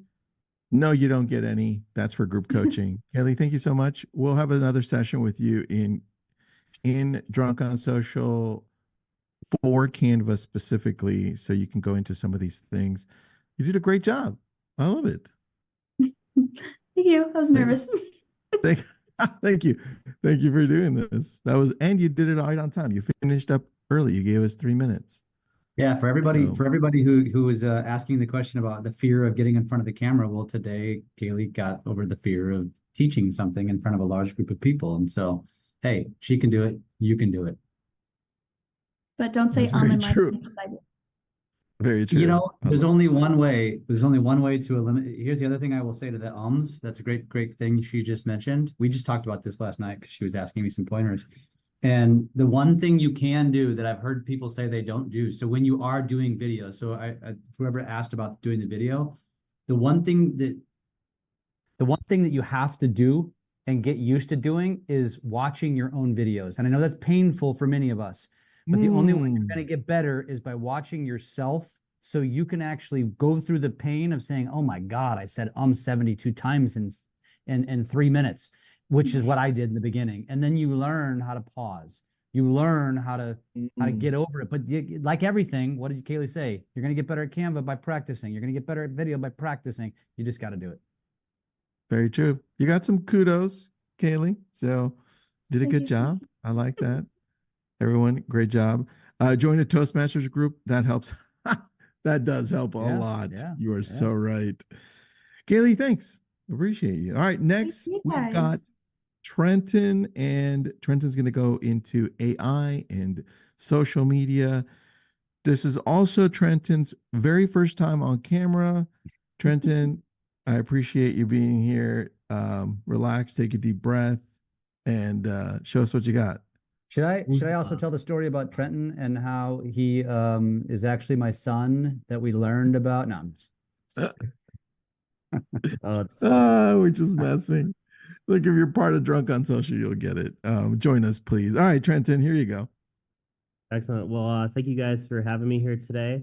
Today I'm going to talk a little bit about AI, and I'm going to piggyback off of some things that Tristan and Jeff kind of mentioned earlier about that you shouldn't necessarily rely on AI to do everything for you. It's definitely there to help you out, and I'm going to show a couple of different instances where, while yes, it's great that it can do something, it can't necessarily do it perfectly, or maybe to the degree of what you're looking for or expecting.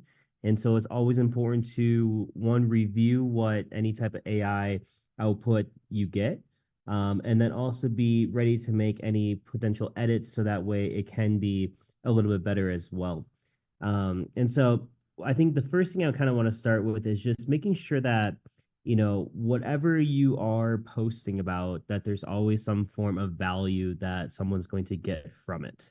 And because you can post a lot of stuff, but if you don't get something that either catches their attention with a nice hook right away or gives them something that they can then take away, you know, all they might just swipe right through your, you know, your video or your post or, you know, your story. They might swipe past it, which could be an issue if they swipe past your story, because then if they don't finish watching it, I believe with the algorithm, it'll push it back towards, you know, towards the past all the other stories that are out there, and it'll continue to show you the ones that you actually go through and watch all of. So then there's that to take in mind.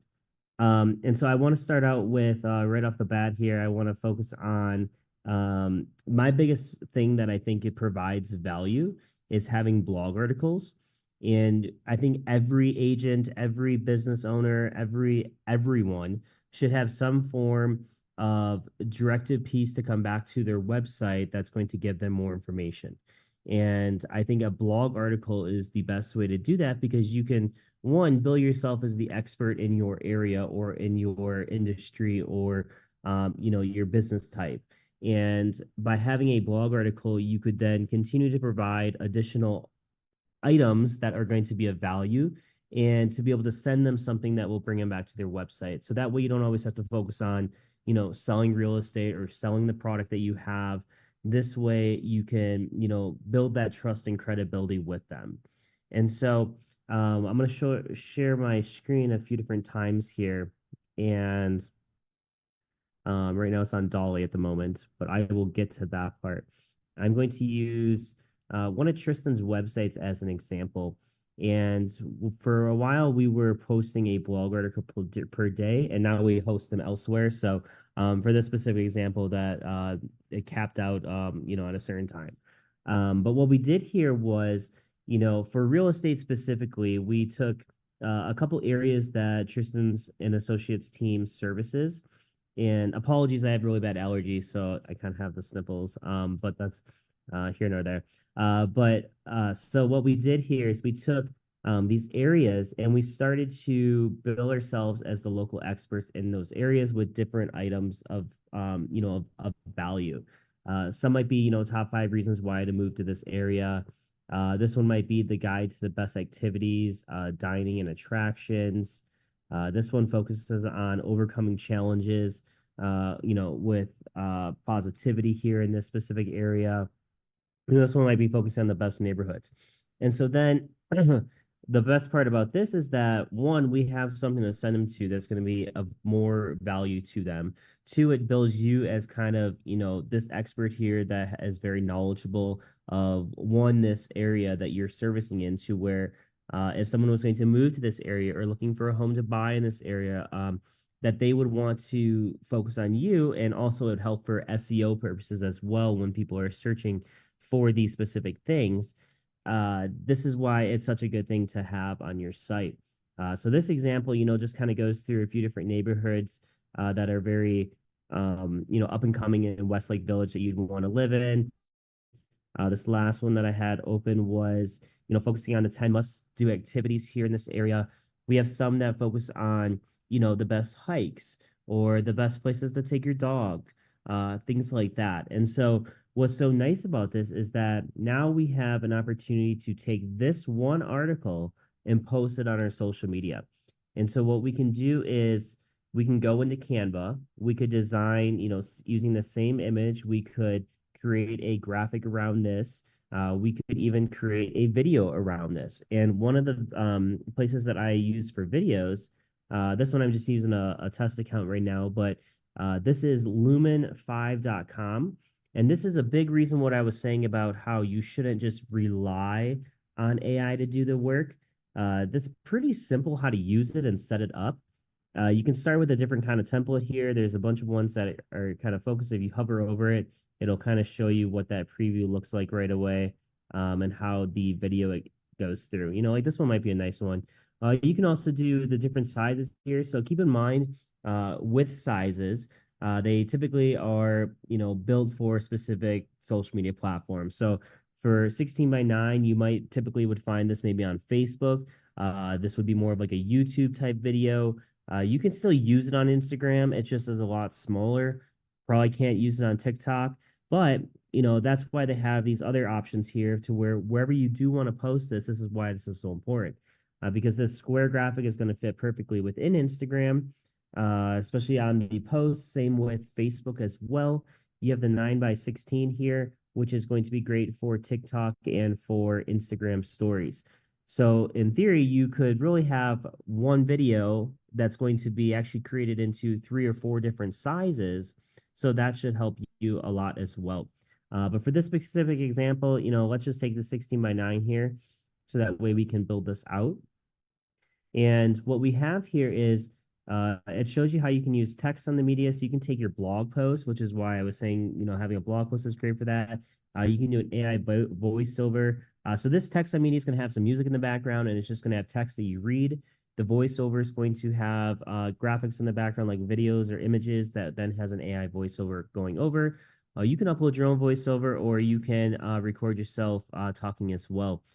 For this one, let's just use AI voiceover here. And you could outline an idea as far as if you were starting from scratch. If I wanted to take the blog article, which I did not copy, I forgot to do that. So we're going to take this one really quick and do that. But I've actually already created this one. So I'm just going to go back here and I'll show you what the output looked like. And this is what that video looks like once it's created. Oh, wait, that's not the right one. I have 2 in here that I just did as test purposes. And I hope that I can mute the AI voiceover so it's not so loud, but maybe not. And so what this Welcome ends to up the look top like, 10 must-do activities in Simi Valley. and so it'll be an AI voiceover that kind of goes through, Embark on a fascinating journey through American history. and it pulls different videos when it was creating it. And so once it creates it, you can kind of see here, here's that entire script. You can go in here and start to edit some of these if you need to, like if you need to delete anything. And what I was saying is that, making sure that we don't rely on the AI part of it, because there's parts in here that are talking about, this Hills golf course. And then it talks about having this recreational spot with a large swimming pool. And obviously this is a house with a swimming pool and not the actual community park and pool. There's another one in here that, this is a farmer's market, but is it really Simi Valley's farmer's market? And so you just want to keep in mind that some of these you might have to go in here and edit yourself. So don't just always rely specifically on on AI to do exactly what you want it to do. I was using another one called, I forgot what it's called. I was using Koala, and I'll show you this one real quick as well. I was using this to create a blog article, and it's really simple how to use it as well. It's this Koala Writer, koala.sh. And typically, if you just put www. You should be able to get that, or it's the HTTP s / that will do that as well. And so this will use like a ChatGPT in order to write this blog post. You can use YouTube video to blog post, which is kind of cool here. And so you can type in a YouTube URL. If I went to YouTube real quick and just went to grab one of Tristan's really fast. Pause that. So if we grab the URL at the top here and we go over into wherever that guy is, and we'll paste this in here. And, you can kind of go through here, but I'm going to leave it SEO optimized and third person. I'm going to put it as first person because if I'm using it for Tristan, I might want to use it specifically of him talking with it. And then it will kick out a article regarding like specific to what you were just posting about. And so we'll come back to this one as it's doing this. And so if we go back to the thought process of the blog article itself, maybe we want to find some images. And if you're not able to find specific stock images or, from Shutterstock or unsplash.com or things like that, I'll show you how to get those images. But as you can see, when I pasted in this YouTube video, it shows like it kicks out like specifically like this kind of article about what this video specifically was about. I'm sure it pulls from the transcript and then builds it out. But this is a nice way to create kind of like a summarization of what this video is. And so I would definitely check this one out and see if you guys can do anything with this. I'm going to put this in the chat here because I really like this one, and I would love for you guys to test that one out. Linda says, why Koala versus ChatGPT? I use ChatGPT a lot. I just found this Koala Writer, and I've been testing it out just to see what it looks like. And I really like how they write out the articles. And what I also like is that with ChatGPT, you have a lot of the same words that get used over and over and over again. So if you've ever done a any type of writing with ChatGPT, you probably have seen like deep dive or delve. Those are like two words that somehow, or two phrases, words that somehow always end up in every article. And so I tried to test out some other ones that would work around that and maybe not have that same type of writing. And I felt like this is comes out a lot more humanized versus kind of AI sounding as well. So I really like the first person versus the third person that you can do.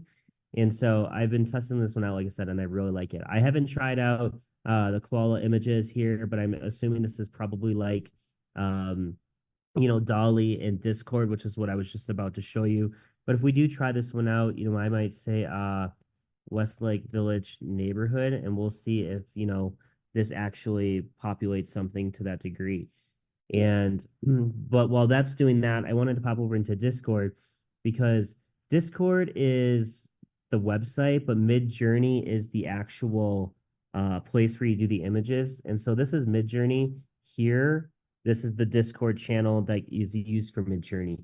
It's a little bit difficult to kind of manage, but we do have a PDF that we can definitely share with you guys on how to get set up for that. But once you're in Midjourney, it rocks. And you can see that these are all the different images that I've created. And even with humans, they're getting a lot better as to what these look like. So if you're trying to recruit, recruit for agents for your team, this is a great way to do that. If you wanted to come up with those, and you can see that this is the prompt I used. It's called it. What a prompt is a description of either the image of what you're looking for or of what specifically this image is. And what you can do with that is when you're in Discord, there's the only channels that work for Midjourney, and you have to be in the Midjourney app. And so you can do that by going down here to this little world icon, and this will open up the Discord channel specifically. And once you accept the invite and everything, you get in there. And so once you're in the newbies, it has to be a newbies channel for Midjourney to work. But if you do the backslash button, or maybe that's the forward slash, I always say backslash, but I'm pretty sure it's the forward slash. You can type in that same exact prompt that was just on that image. And, you could use whatever you want. This could be, like this one says psychedelic poster art featuring astronaut, and then it'll build that out. Like this one was, a vertical portrait of a man, and it was a lot more detailed in order to get to that thing. Looks like that one was in there for a while. We'll take a look at what this coaching one looks like as well. But you can, as that one's building out, you can see that these are all the different images, like I said, I've created. It works really well for homes to be built out. We had a listing that was an off-market listing that resembled this type of home. And so we were running ads in regards to this, a few different images of the home similar to the one that we have on off-market, and to be able to advertise to get buyers potentially for that home. One of the ones that we were doing was advertising this another off-market home, and it was more similar to this type of style, and so we tried that as well. We've also used different images for these different type of lifestyles. These work great for social media as far as do you prefer home style A or home style B? Do you prefer more of a Tuscany versus a modern home? And so they're great for interaction posts, like for either quizzes or polls. They're great for those. Maybe it's figure out your favorite kitchen. And so you might have people share other photos of kitchens that they really like. Here's some other ones of specifically of West Hills, California. Is this specifically going to always be what it looks like? No.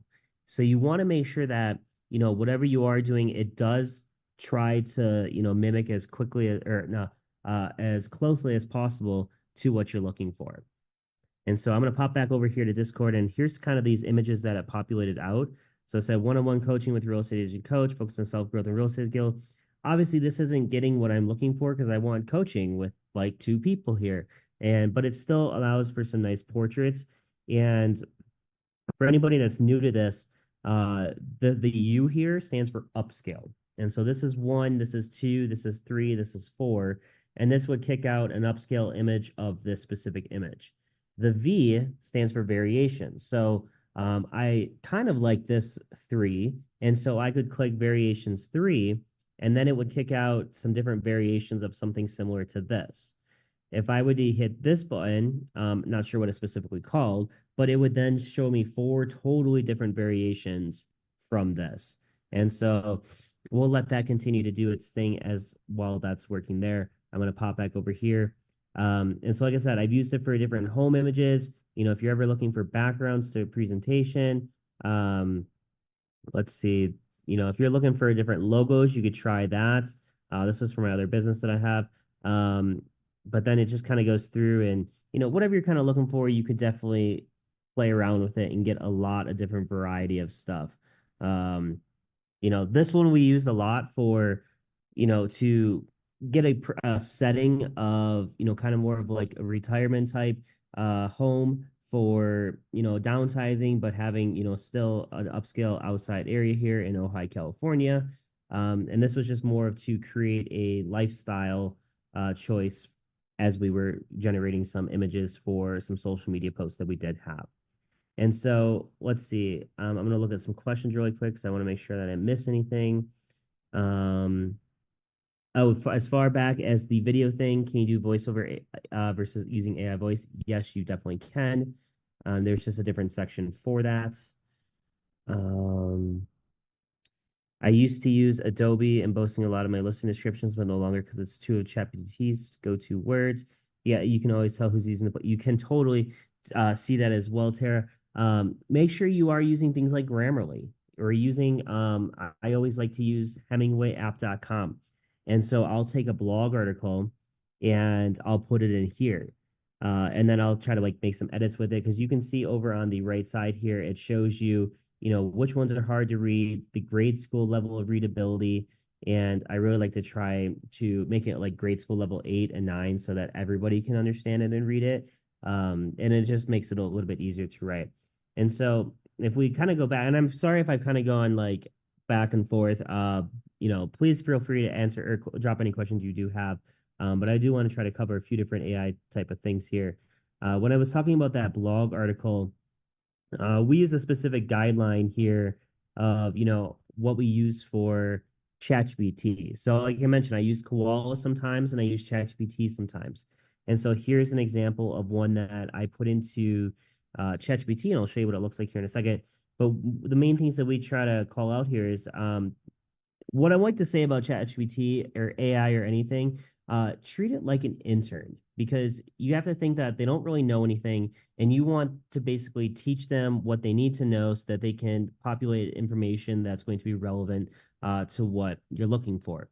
And there was another analogy that they've used before, and it's like if you're going to drive a Ferrari, you're not just going to go drive it like 25 miles per hour down the road. Like you're going to want to like really fully drive it.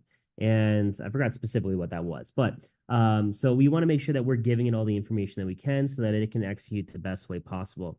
And so things that I try to look for is, you know, making sure the first sentence is really asserting the strong opinion of the article. This one you may or may not actually work or not, because you can't necessarily rank first on Google just because of one article. You know, I try to look for a certain length within an article, 3 to 5 ideas, making sure that it's a storytelling in a catchy and engaging way.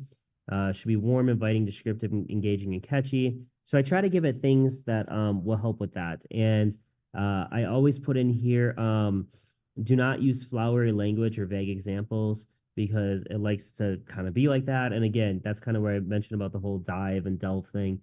And if we try this, you know, we might even get something like that. And I won't even try to do that. Oops, I hit the wrong button. I want to get to ChatGPT. So I'm going to put this in here just so that I can, you know, populate it. It usually says, yes, I understand. And now this is where I would pick the type of article here. And I'm going to say, best places to take dogs in Malibu. And so it'll then, you know, obviously create this. I mentioned about that first sentence being a, you know, strong opinion here. Yes, this is being recorded, and I can also provide a few of these different documents as well that are going to relate to this as, that I'm kind of going through. And so you can see here that it's kind of gone through right here. Let's dive.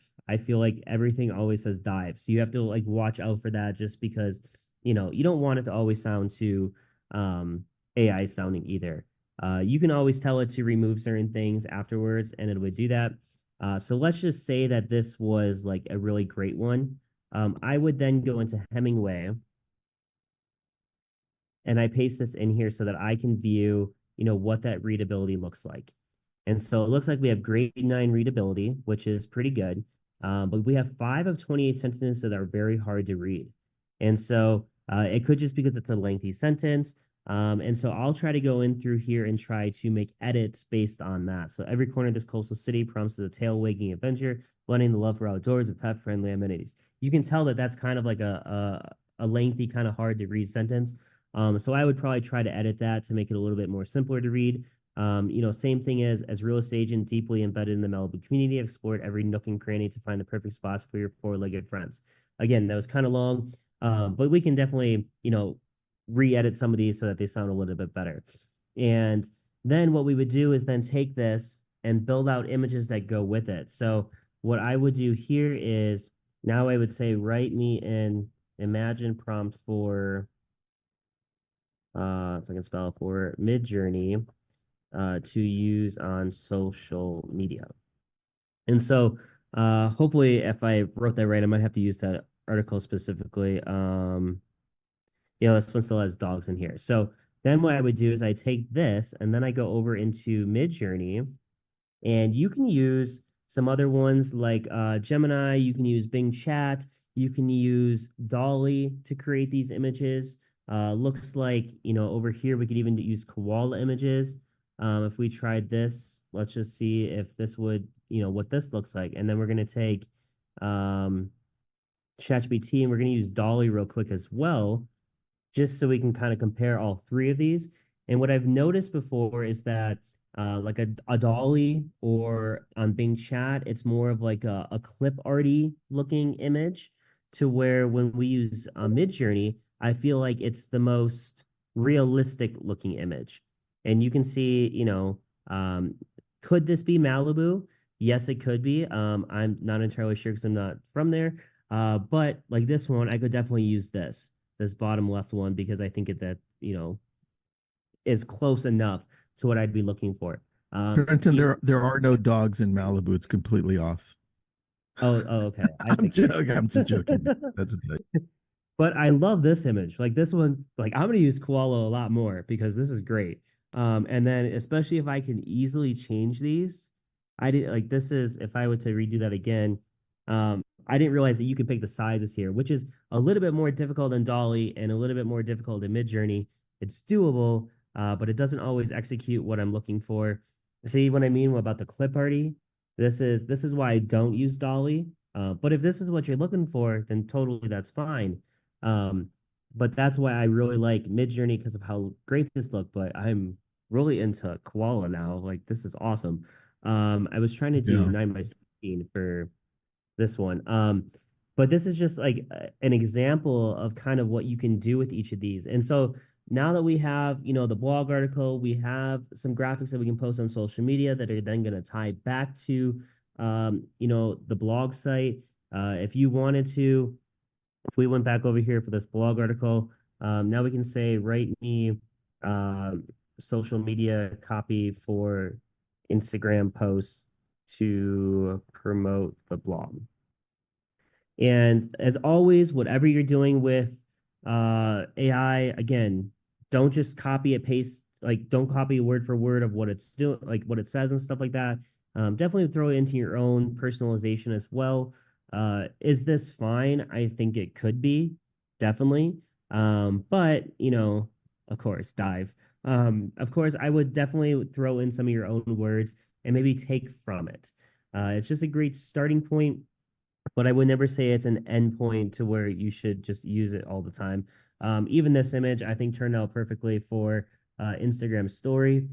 So definitely take a look at this. I don't know about the pricing. I haven't, experienced. I mean, $9 per month isn't that bad. But I also haven't come across of where it says you need to start paying for this. So I don't know if there's a run out of time there. ChatGPT has a free version, but this is the 3.5, but it also has the paid version, which is where you're going to get DALL-E. And it also does browsing and analysis of other websites. The knowledge limit, though, I believe goes back, at least like 6 months or so. So you can't like just tell me about the NAR settlement. Like it's not going to work like that. That's where you go to Mhm. Tristan and ask him to tell about it, and he has plenty of videos for that. That's kind of what I wanted to kind of show you guys. I think that was pretty much everything here. I just want to make sure that my links up here. There wasn't anything else I wanted to go through. I have one question for you. Yeah, let's see it. This is Trenton. Where can someone find a moving Zoom background similar to the one you're using? So I found this one on Canva. I just went into Canva and I went into Zoom virtual backgrounds as the design. And then by having the pro version of Canva, I was able to grab a stock video that had, what I was looking for here. They didn't have a T-Rex like roaring. Otherwise I would have had that in the background. That's funny. But that's where this comes from. All right, cool. I like it. Thanks, man. Any questions for Trenton as we transition over to Gabby? Nope. All right, Trenton. I've got something to share. Shoot. What do you want to share? One of the things that I found to be a big time suck when I'm creating content, and some of you can relate to this, is finding the right sound. And I will waste so much time trying to find the sound that I feel like will match the video. And then one day I was like, you know what? I'm going to ask ChatGPT. And so I started asking ChatGPT. And so what I do is I just go in and I'll ask it a question, a very specific question about what the post is about. And I'll give you an example, like, what is a good song choice for a social media post about the top 10 worst states to move to? Like, literally, that's it. And 95% of the time, it nails it. Like, it gives me a song choice that I never would have thought of. I never even heard of, but it just nails it. And I go put it in, I'm out. It takes me like 30 seconds. So if you struggle like I do with finding the right sound, man, just ask ChatGPT. It is so money. Very true. Good point, man. I like that. Trenton, thank you for doing this. You got some good feedback. Now, Gabby, do you go by Gabrielle or Gabby? It's the first time I see Gabrielle. You can call me Gabby. That's my government name. That's on everything. Oh, okay, got it. That's very good. That's her prison name. Okay, I got you. All right. It's I guess it's my like grown adult name. I should probably start using it. So if you run for president, what would it be? It'd probably be Gabrielle.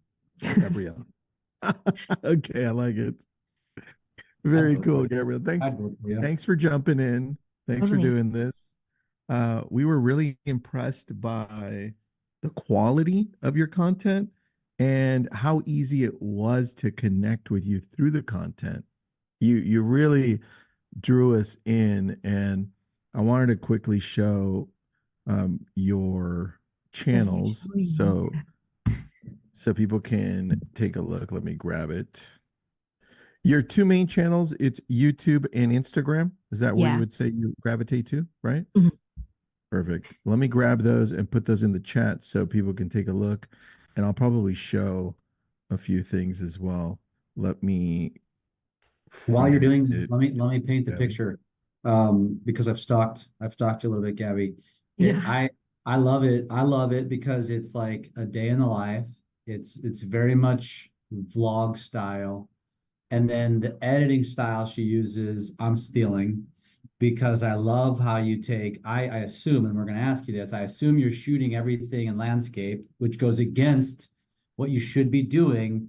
However, she takes the landscape and pops 3 in a row over the top of each other, which might seem to many of you as super advanced editing. It's not that complicated, but I'm gonna let Gabby describe it. But those were my takeaways, that it's very like almost ASMR vlog style. Like I just enjoy just watching, and before you know it, I'm like drooling and watching all of your videos. You do a great job. You do a really great job. It's very good. Let me just show one, and then just so people understand what we're talking about.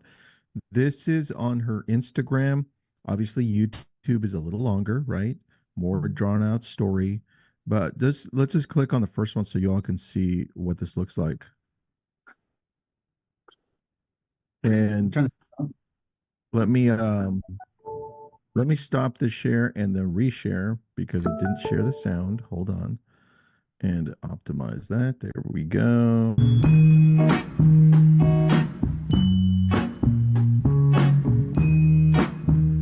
Abby, you can hear the audio?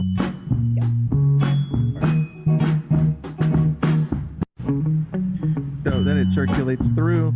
That's how you're going to find a lot of our videos very engaging. This one was really good as well.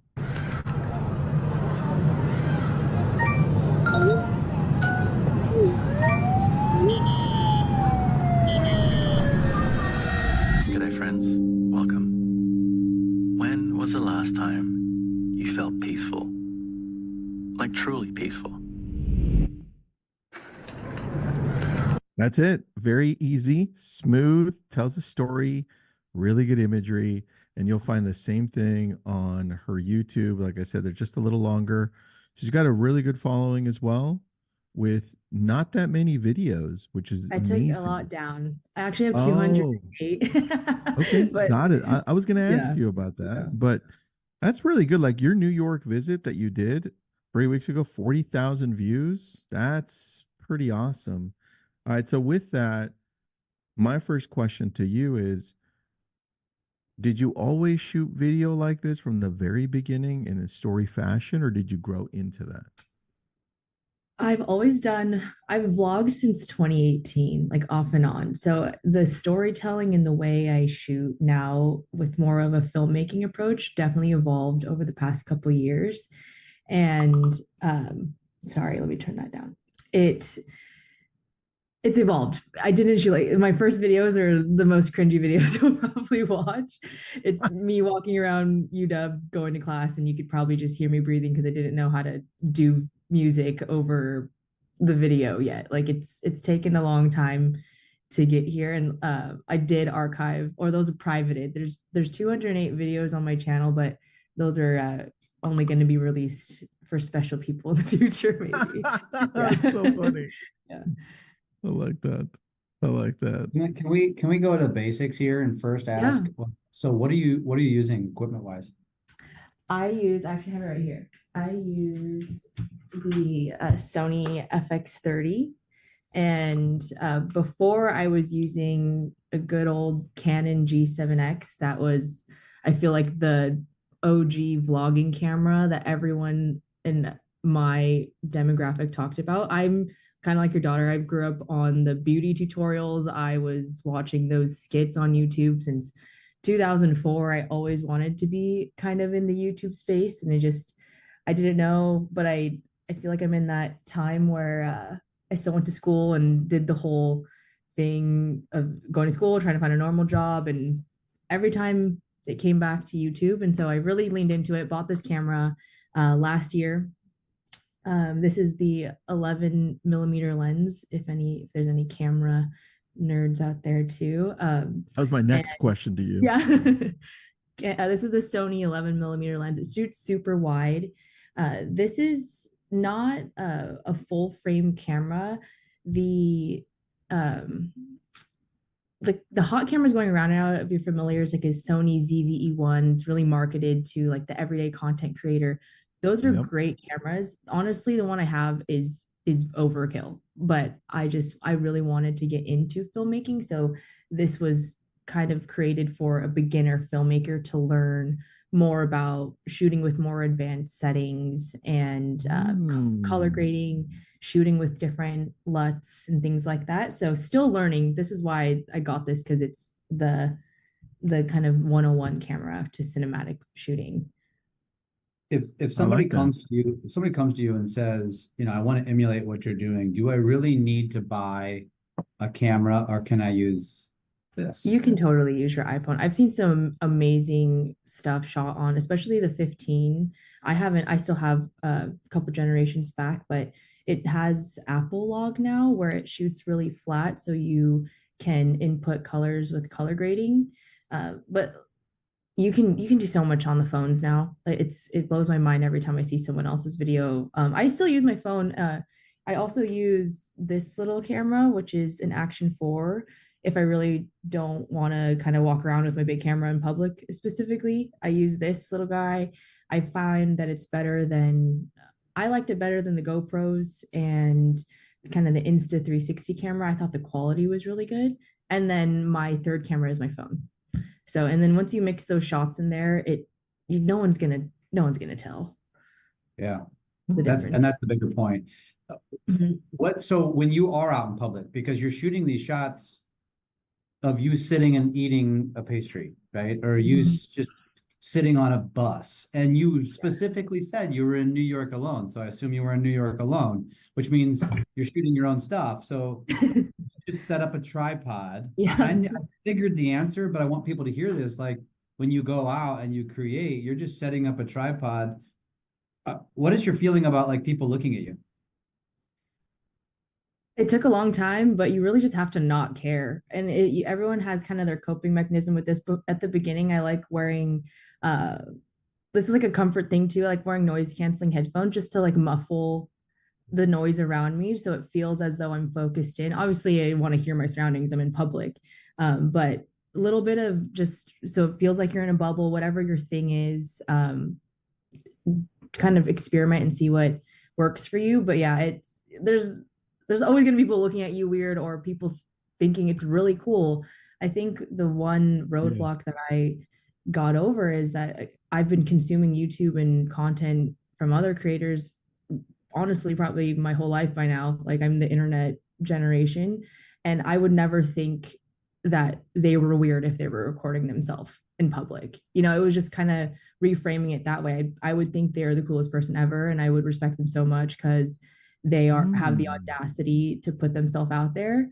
And then there's the few that are weird and want to bug you or want to mess with you. But honestly, I think once I made that mindset shift, I kind of just go for it. New York was, I got home and I realized how much I was doing like on the subways and everything. It probably wasn't the safest thing, but it's really that you're your own worst enemy kind of thing. You just have to get over it.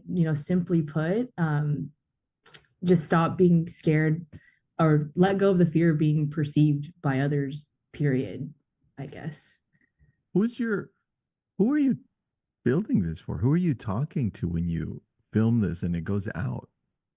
You touched on analytics earlier, and I love that because I also, Rani mentioned to me the YouTube algorithm, which I think she got from you guys. And so I listened to it on Audible, and I love how he brings up analytics. And so now I'm really deep in analytics. So my target demographic, my audience is 25 to 35. So people in this kind of growth period of life and kind of figuring things out. So I'm talking to people in my shoes, kind of navigating life after college, life after a pandemic, kind of figuring out what we want to do with our life, but also just being really open and vulnerable about it, because the more I hate to use the word authentic because I think it's just used so much, but the more you're sincere.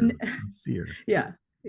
The more you're sincere about how you're doing in life, and there's levels to it and how much you want to share, but the more sincerity that you're able to implement, your audience is out there and will connect with you. So I'm talking to anybody who's trying to figure out what's next, who is trying to follow whatever that dream of theirs might be. Honestly, whatever.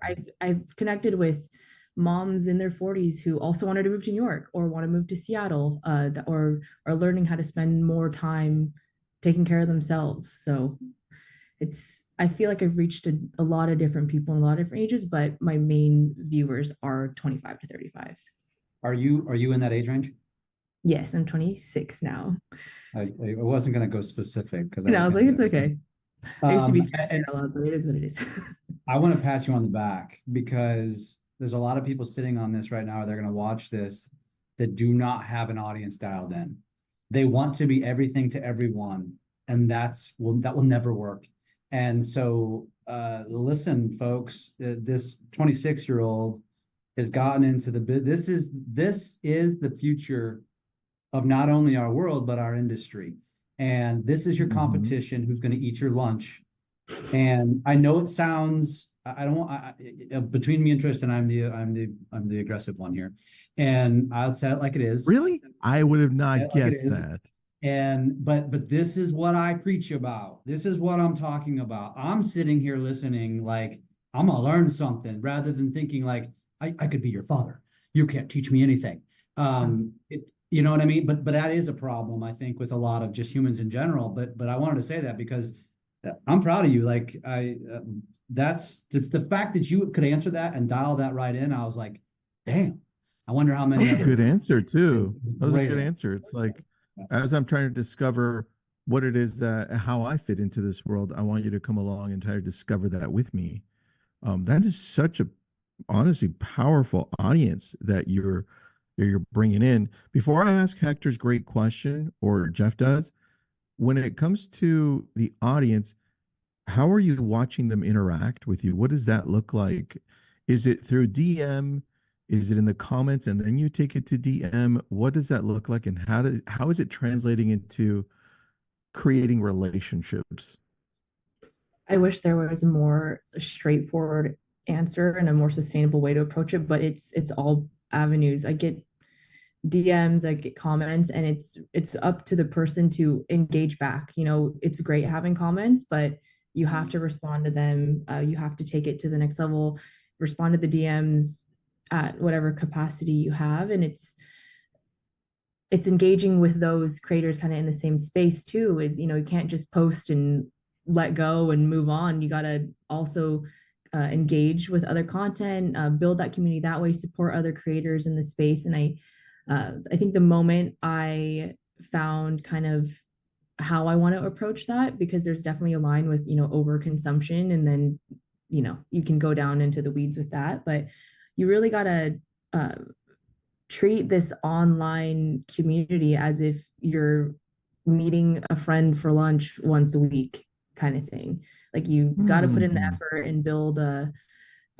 strong relationship that way. And I have a creator friend, like I've never met before, but she's all the way like in the Philippines, and we talk probably more times than, you know, the person, my neighbor, you know, next door, things like that. You just got to treat them like real people, because they are. At the end, obviously people are real people on these platforms at the end of the day, but I think recently there's been this shift where people on social, probably because of the pandemic, it's just been so much more humanizing to interact with each other, and very much needed, especially as we break away from kind of just this over perfected and aesthetically pleasing content. So it's really just, it's humanizing yourself in this space and giving yourself grace for not showing up perfectly, and then also connecting and applauding others doing the same. I like that. And I have a personal question here. I saw last time I checked your YouTube channel, you still had great followers, subscribers, but did you grow a lot with that last New York video, or am I missing something? No, that one definitely, there's a few creators that are specifically kind of in your guys' space about education about YouTube, but intentionally started learning more about YouTube and how to, you know, write better descriptions for SEO and just little things like that. And I wouldn't say my titles and everything are SEO focused, but because I'm a consumer in my specific demographic, very much I consume a lot of YouTube. I've been a YouTube watcher, and oh, you have it too, vidIQ. So I use that a lot. Yeah. But it's really emulating, you know, consuming like artists, emulating what I would watch and starting to write titles as they were headlines to a news article. Like what's gonna grab your attention versus blend into all the other kind of tutorial, kind of typical travel things and travel vlogs. I've done other videos that kind of broke down, I think, the typical titles that kind of like the Mr. Beast approach, where they include a number in the title, disappear for 2 to 4 months. You know, they include a number, they include a very like clear cut, like this is what you're going to expect in this. I decided to take a different approach this year into kind of enter that mystery, in the sense, if I were using an article and need you to click and read the whole thing.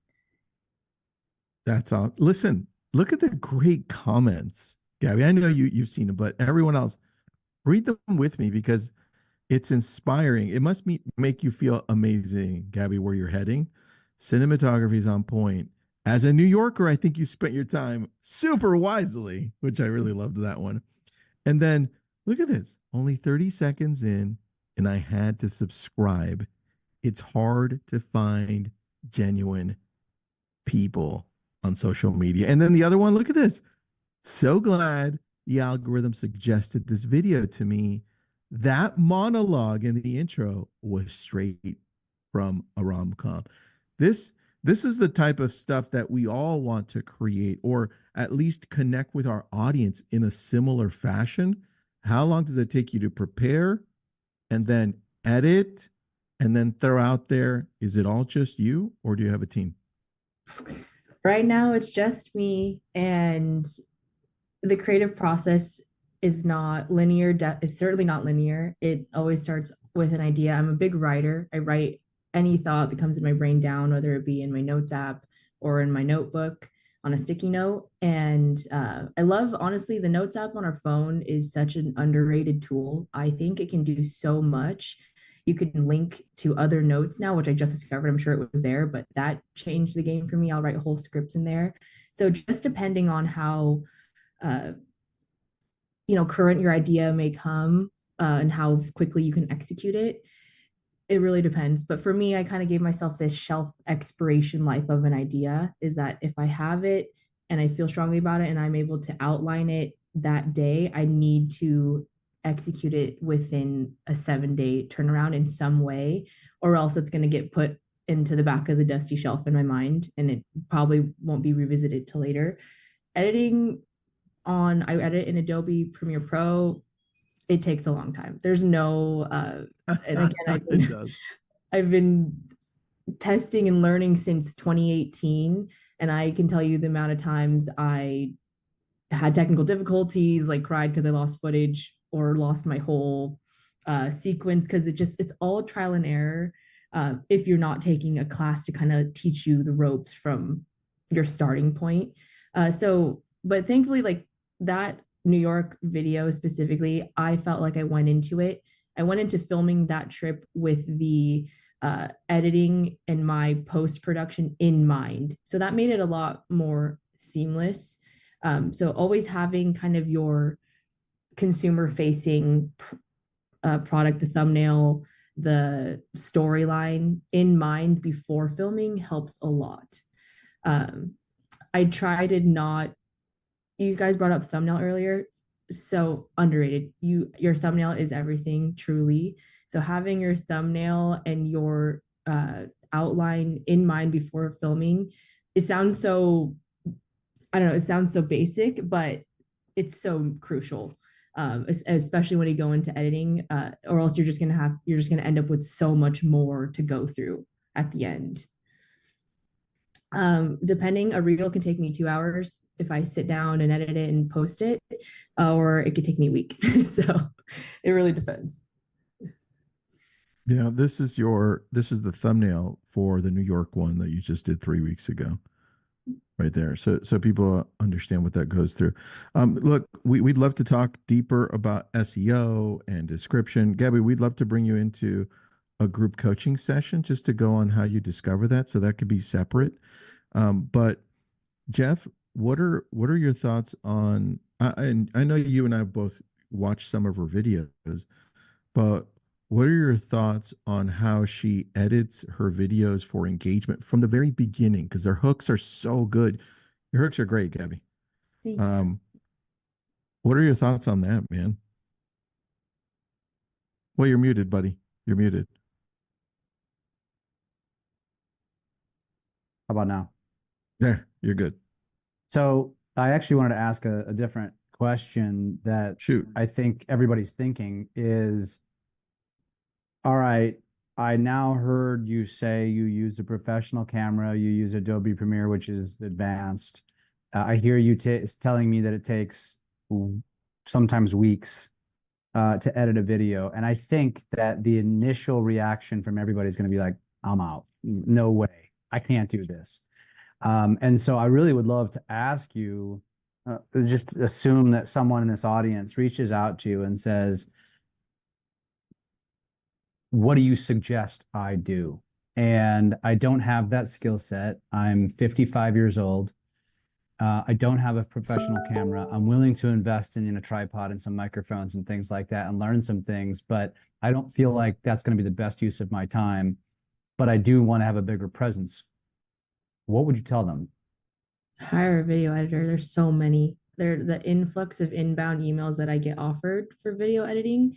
I'm not willing to let go of that quite yet because I've always loved that part of the process, and that is kind of where I get creative and have fun with it.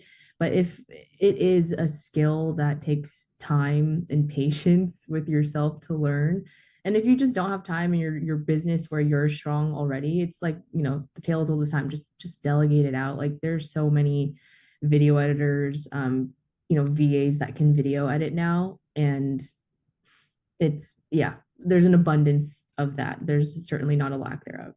There are a lot. There are a lot. Yeah. I saw Hector ask a question about That's a great question. Yeah. So I actually started Which a separate question? channel. Which question? Oh, how am I building, am I just building a channel? What's my intention with my vlogs, and how does this translate into real estate? So I took a little break from posting real estate content, I think this past year, just to kind of find where I can emerge my vlog style and real estate, because I don't see myself as necessarily like a real estate educator, but I just didn't know how I wanted to approach it yet. So I just started a separate real estate channel and feel a lot more comfortable where I can bring my two passions together. And I am just going to continue building my personal channel, because with that reach, it is top funnel marketing. And the moment I post something about real estate on my story, I don't even have to do a regular post. I get other agents interested that I can strike conversations with, that I point to my real estate page, that I get to talk about EXP, and I get friends who are actually in the market who don't necessarily want to follow my real estate just yet, but have had some clients come the next year and tell me they're ready to buy. So it's there. It's kind of like the room of requirement. It'll emerge when needed. But the room of requirement. Yeah. I should have worn my Harry Potter stuff. Yeah. So cool. It'll pop up when the time comes, and it's always there. So I try to sprinkle in here and there about my real estate business on my main lifestyle personal brand. But that's why I also started a separate real estate YouTube channel, also for SEO purposes, because the moment someone searches Seattle real estate home tour, I want my real estate channel to come up. What's your real estate channel? It's just Gabby Lee Real Estate. I didn't get too creative with the name. Again, simple for searching. I've just posted one video. It was actually a recent listing. So that was my first kind of jab at how I can film myself like I do in public, but how can I film myself in a listing? The authentic stuff. I'm going to use that word because it is what it is. But the authenticity, the vlog style, the behind the scenes, the personal stuff, that's the answer. One of the answers to Hector's question is, will cause people to stalk you and search you. They will find that you do real estate, and they will become raving fans. That's the answer. But it's not fast, and it's not easy. And that's not what anybody wants to hear. Yeah. Sorry. Yeah. It's not like I'm generating tons of leads from short form video. And if it was one of my friends who's a big YouTuber, but turned real estate YouTuber, every week she texted me and was like, when are you going to start your YouTube channel? Because all of her leads come from her real estate YouTube channel. And she just sits back and lets that attract clients, and it works great. And so that was really my push to do that. That's the future we actually live in, which is perfect. Yeah. We know many agents that I was interviewing somebody last week, a couple weeks ago, that went from 5 million to 50 million as a result of YouTube. And it was a process, and she didn't get her first lead for 6 months, and it took time. But here's what I do want to say, Tristan, to everybody listening to this, because social media isn't just about lead generation. It's also about being a CRM. And that's part of the thing that a lot of people just miss, because we use all of these, I'm going to use the word antiquated, text message, phone calls, door knocking, email, which is invasive to people's time. And we actually genuinely think people want to hear from us. They don't. But you have this opportunity to hit them on social by just stalking them, by just showing up every time they post. You're hitting them with that dopamine feel. And now all of a sudden you're top of mind. So what Gabby's doing is lead gen. But what she's going to shift to in 10 years when she's got a massive book of business is probably more CRM usage of social media and staying top of mind. And it's so incredibly powerful that so many people are it's going right over their head because they're, oh gosh, it's not going to drive me leads for 6 months, a year, 2 years, screw it, I'm out. But you know, it's a completely different mindset shift when you reframe how social is for you. Y'all got to stop watching cat videos. You got to stop watching dog videos and cooking videos and stop watching Gabby. I mean, no offense, but Gabby's got it figured out. She spends all of her time on creation, so you're all watching her. And that's the reframing on social that we all have to have. It's a long-term commitment for There sure. you go. Like it wasn't until this past year, my content friend and I sat down with each other virtually. We meet once a week and it was like, are we doing this or not? Kind of thing. Like we've tried inconsistently, both of us, since 2018. And we like wrote out our goals and like, we're not turning back now. And the only way to quote unquote fail is if you stop.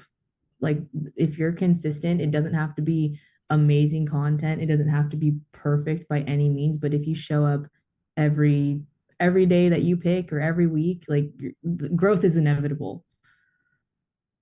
Yeah, That's very it really true. I is. like that. So what are you working on this year that you're Mhm. excited about when it comes to, it looks like YouTube is your primary one and you do Mhm. the shorts on Instagram for Reels. But so Mhm. what are you focused on for YouTube this year?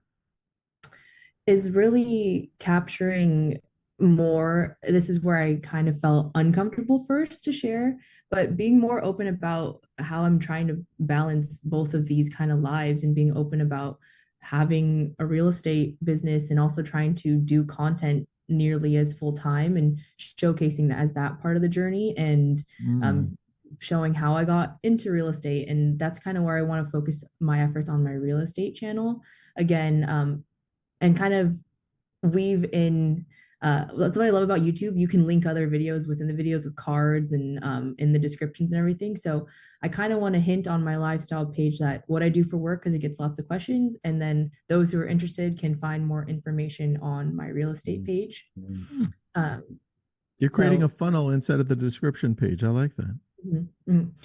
Just trying to focus on that. And then with my platform in general, I'm really trying to focus on uplifting mental health platforms. So that'll be coming out soon and just working with brands that work, just make our lives easier, help entrepreneurs with busy lives. And we're also just trying to get into the creative space themselves. I like that. What else do you do to prospect or create business? Anything? I used to do when I first got started, I knocked on a few doors by myself. It was scary. So I don't do that anymore. I'm really I host, open houses here and there, but I kind of made this promise to myself in a trade-off. I was like, if I'm gonna sit at a open house for 3 hours, I can do 3 hours recording a video as well and posting that because that will live on the internet and is like a virtual open house that will continue to attract. So That's a I'm powerful going- statement right there. I yeah, like that. I'm going full into YouTube as my lead generation. If it takes time, so be it. I've done it this long by now, so I can do it a little bit longer. Gabby, what's that play button I made it. top right? Tell me It's about a- that. It's a DIY play button. I kind of made it as a manifestation for that 100K play button, but it was also my personal reminder that we need to celebrate the small wins. Jeff, 1,000 subscribers is so hard to get to. Like even that Thank you. first 1,000 is honestly the hardest because your algorithm Mm. is being built. Like people are just finding you, and just don't stop because the moment you hit 1,000, like the algorithm will start pushing your things in all different directions. And but yeah, that was my self reminder that we need to celebrate the small wins. So that's a 5,000 plaque that I made with sticky notes and a book. Yeah. I love that. Yeah. I thought it Thank was you. something like that. So that's Yeah. super. Everyone, We're always focused on the next thing, you know. We gotta celebrate the small stuff. I like that. I Yeah. like that. And everyone who joined us for this session, Gabby, we'd love to have you back later on. And you're doing such a great job. I bet you we see a different side of you in 2 months. So let's see. Hope so. Let's see what happens. Hope Gabby, so. thank you for doing having me. this. Yeah, thank you. This is great. Jeff, Yeah, anything, buddy? I got a ton of questions, but I guess we're gonna have to hold out for the next time. Yeah. For those of you who are joining in group coaching, we'll have Gabby back. Thank you, Gabby. You ever need a third wheel? You ever need a third wheel on a date? I just want to go along on the journey. It won't be New The York. food It looks won't be good. alone in New York. It wouldn't work, Jeff. It wouldn't work. The next time my wife and I are in Seattle, I'm gonna be like, honey, I'm inviting ourselves on a date, just so you know. Just to like shadow a fly on the And wall. Someone. I'll be like, hey guys, we're So good. So good. Well, thank Thank you you again so for much, having Gabby. me, guys. Absolutely. Thanks for being on. We appreciate you. Of course. That was awesome, man. Very, very inspiring, right? Yeah. Yeah. Yeah. She's got a great eye, a great understanding of YouTube and social Talent. media. Talent. Yeah. That's talent, man. That's the one of the things I want to dig into with her is how do you overcome a lack of talent, or the various fears, or how do you overcome all that stuff? And I always want to ask people that have the talent how they would respond to that, because like she said, hire somebody, she had that answer real quick. Like she was ready. Well, dude, see, she's gone through it. When she said, oh, I edit my own videos, I do it through Premiere, and I'm just thinking back when I learned editing. I'm like, that was the worst thing ever. Going through learning, I did it on Final Cut Pro. I was like, I couldn't wait to hire someone, and then I did, and I was like, that solved so many challenges. Yeah. But it goes back to doing what you love. So you got to figure out, because I personally do love editing.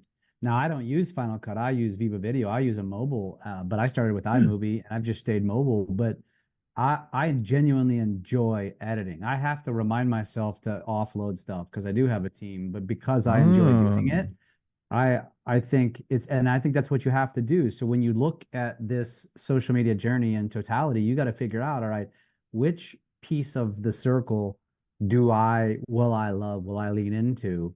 And so you kind of break it into segments, and then we figure out maybe we should create a graphic for this. And then you kind of you figure out, okay, which pieces of the pie am I going to focus on, and which ones am I going to hire out?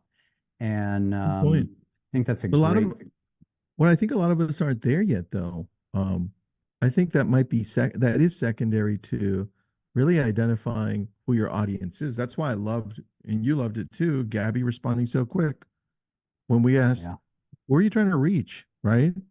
And she said, oh, I'm trying to reach those people that are in that same journey and trying to really identify where they're going and what's there. And I was like, dude, that's perfect. Even told us the age group, right? That was impressive. That impressed me. The quick answer impressed me. Me too, because that's where it starts, and a lot of us aren't there yet. And so that's where we want to take you through. Depending on where you're at in your journey through social media, we've got you covered. Not only will we bring amazing people in like Gabby, which we do often, we'll also break down some of the things that you need to slow down with, like she said, right? Let's go through all of this and figure it out together. So we'll give you the strategies, we'll give you the things that are working. And yes, we show you how to edit videos and content, all that good stuff. We give you a social media plan, which, by the way, we'll touch on a little bit because Jeff has an amazing spreadsheet that will blow your mind. We'll teach you how to gain followers and just how to engage with people so they can stay and show up again, and then how to connect with other people. We've got a great group where we continually love on each other and share wins and sometimes challenges, right? But go ahead and scan that code on the bottom left, type in the code Genius99. Here's what you get on top. And obviously some of what you get is exactly the same feel of what you had here. And Jeff, anything you want to add in this before we show your amazing spreadsheet? Yeah, I think that if you're considering something like this, I think our identity, as I mentioned in the very beginning, is uh, because you want to learn from practitioners. But I think where Tristan and I pride ourselves, and to tell the story of how Drunk on Social even started in the first place, when we first conceived this idea, we didn't know what was going to come of it or what we were going to do or that we were even going to do coaching. But I remember you and I having a conversation and saying the one thing this will do, even if nobody watches or listens or subscribes or joins our group, it's going to level us up because we are constantly studying what's happening. And the one thing that we've learned to growth on social is you have to be ready to pivot at all times and be ready to move when things change and when updates happen. And it's a full-time job staying hip to that stuff. And so that's kind of why we created this. We realized it's too hard for people to keep up with this stuff. They have to keep up with NAR verdicts and things like that. And so for those that want to lean into social, the base of this group is really designed so that you have a family of like-minded people that are going through the same thing as you. And we just keep you up to date, abreast. We give you ideas. It's all very DIY. We do have some add-on stuff that I'll talk about here in a few minutes that you can subscribe to if you want. You don't have to. But yeah, I just want to let people know what they would be signing up for. You're really signing up for making sure you stay consistently up to date. You always get the recordings. We're teaching you everything that we're doing and when it works and when it doesn't work, both ways.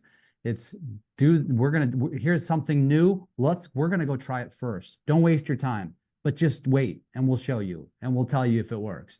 And so I don't know if there's a better, more simplified way to describe it. No. Yes, it is a monthly.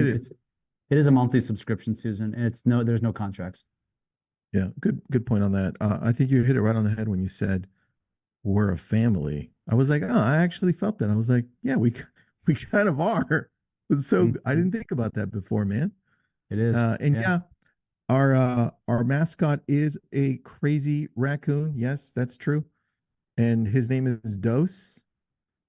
And it's a raccoon because he loves getting into trouble and doesn't care about anything else. He doesn't care about what people say. He tests things out. Kind of fits the way we are, right? We're kind of scrappy and we get shit done. Yep.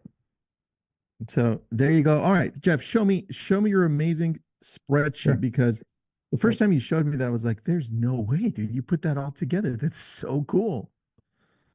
Yeah, so I've been doing this for a long time. And so one of the things that I always struggled with, even with my own teams, so as I've been in the business, both real estate and mortgage, I always was frustrated by the common responses that I would get from people. It's like, I'm putting this on a platter for you. I'm telling you what to do, but you're not doing it. And so what I decided about back, it was September-ish, and we started this then because this content goes back to then, is we decided, you know what?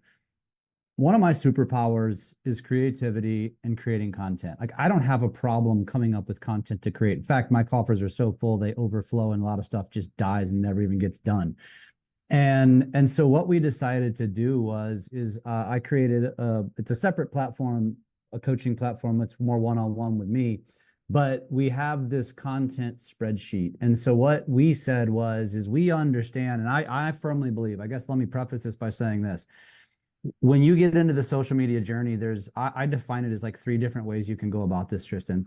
And the way I describe it was with Lake of the Ozarks. So I looked at my competition at the lake, and you all can look at it from a similar lens.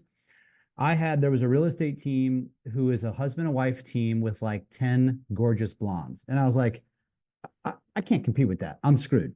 And then there was another guy who is like a professional, like almost Gabby-like, but with a drone. And the way he does video and the professional style and the cinematic approach, I'm like, I can't compete with that. I'm screwed. How do I compete with that? And so that's when I decided, as I studied this, was that frequency was going to be my game. And so I say, I can't be as beautiful as those women. I can't do as sexy a video as he can, but here's what I can be. I can be super authentic. In other words, I put myself in the videos. I know that's an overused word, and I can out content anybody. I am going to beat your ass by outposting you by the frequency. And I'm not doing it at a poor level, obviously, but when I committed to that, I decided I have to practice what I preach. And so when people come to me and they say, man, I don't have that skill set, Jeff, I don't have that creativity, I don't have that time, I said, well, why don't I just start creating it for you and help you? Now, this isn't designed so that you post everything that we post. It's designed to be a filler. It's designed to create inspiration. It's designed to allow you to have the baseline to get over that hump on the days when you're too busy, on the days when you're just not feeling it, on the days when you're not feeling creative. And so we provide 7 pieces, actually more like 8 pieces of content a week. We have a cadence. It's not a cadence that we necessarily say that you should follow, but this is how we put it out. And so we give a type. They're mostly videos. We do 1 carousel post a week, and we do 1 animated graphic. So it's very canned. The rest of it is all, it's either trending, it's templated, or it's an actual video. If you go see the video that I did today, actually, you'll enjoy it. It's a good video that you all probably would want to either share or Is it on recreate. Instagram? It's on Instagram. Yeah, it's right. renting versus. It's actually long. It's over 2 minutes, but it's the The conversation. renting one. I watched that. Yeah, one. renting versus buying. And I had this conversation with ChatGPT, but here's what I do. So when I create something like that, we caption it for you. So you can just grab the caption and hashtags. You don't have to think about that. There is the link to the video so you can go watch it. But probably most importantly is that over here, we give you an actual script. I give you instructions and my exact script. So if you wanted to shoot this video verbatim, you can copy and paste this script into a teleprompter and go do it. And so we do that with all of our posts. And so not only if it's scripted, we give you the script. If it's text overlay, we give you the text overlay. So you can just have to copy and paste it. If I use images in the video, and most of the editing that we're doing is inside of Instagram. So we do it at a kindergartner level in terms of editing. So it's easy for you to learn. But what we're doing is we're aggregating the content and providing you the baseline. So all you have to do is just apply it. You're going to have to get in front of the camera, but we're removing as many of the objections as I possibly can. We even include sources. So if there's a source, there's another column here that will tell you, give you a link to the source. But yeah, that's pretty much what it is. There's also a library of resources here, Tristan. So we have a bunch of tutorial videos. So basically anything that anybody's ever asked me, how do you green screen? How do you remix? How do I do text overlay? How did you do this? How did you do that? I created a tutorial for it. There's various things on like how to remove watermarks and all these different things. We've just got a ton of stuff. We include a holiday calendar that you and I go over once a month, and we come up with content ideas. We rely on stuff like this.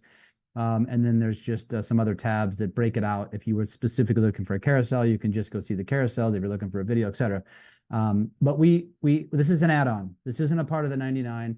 As you can probably guess, I put a great deal of time into this. And so A lot. I charge my baseline cost in my platform is $199, and that's just for the spreadsheet and a group call. Most of my people hire me for one-on-one, but we offer this spreadsheet inside of Drunk on Social for $79 a month. So it's just you can't even get it for that price Correct. unless you're part of Drunk on It's Social. not possible. Social. And by the way, I won't let this get diluted, because the last thing I'll say about it, Tristan, is I've studied all the platforms. Keeping Current matters, and I've studied the apps that have done for you content, and they don't work. They don't work because it's too canned. Keeping Current matters is a great platform, but it's part of the reason why I think the real estate industry has gotten the negative sentiment that it has, because it's too real estatey. And so what we try to do with our content is not always make it right. It's typically in the real estate sphere, but we try to stay more from an entertaining or a educational standpoint. Like I did a post recently, Tristan, the top 10 hotels that you should go visit.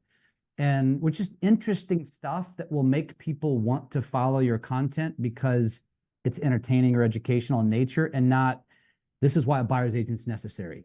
Like, that's not what anybody wants or needs right now. And so That's the idea behind it, and it also is very real time. So all of the content, I'm scouring the airwaves, I'm reading blogs all day long, and then we're just applying it and making it into content. And so yeah, so that's what it is, and we're excited about it.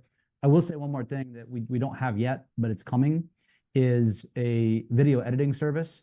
I'm working on partnering with a company, I guess you'd call them a SaaS company, who kind of built out some software, built out an editing service, and for short form. So it's for 2 minutes and less, but it's really easy to use. I've tested it. You literally upload you shoot a video of yourself, you upload it into the app, you give it instructions if you want to, you title it, you give it instructions, and you choose a caption style. And within 48 hours, you will have a fully edited video back. And they are very good. More to come on that. You have to get inside the platform, because we're only going to offer, that app is only going to be available within our spheres. And I will promise you right now, this guy's offering me an enterprise cost. So even if you went to the app itself, you're going to pay more from them versus getting it through us. You're going to probably save $50 a month.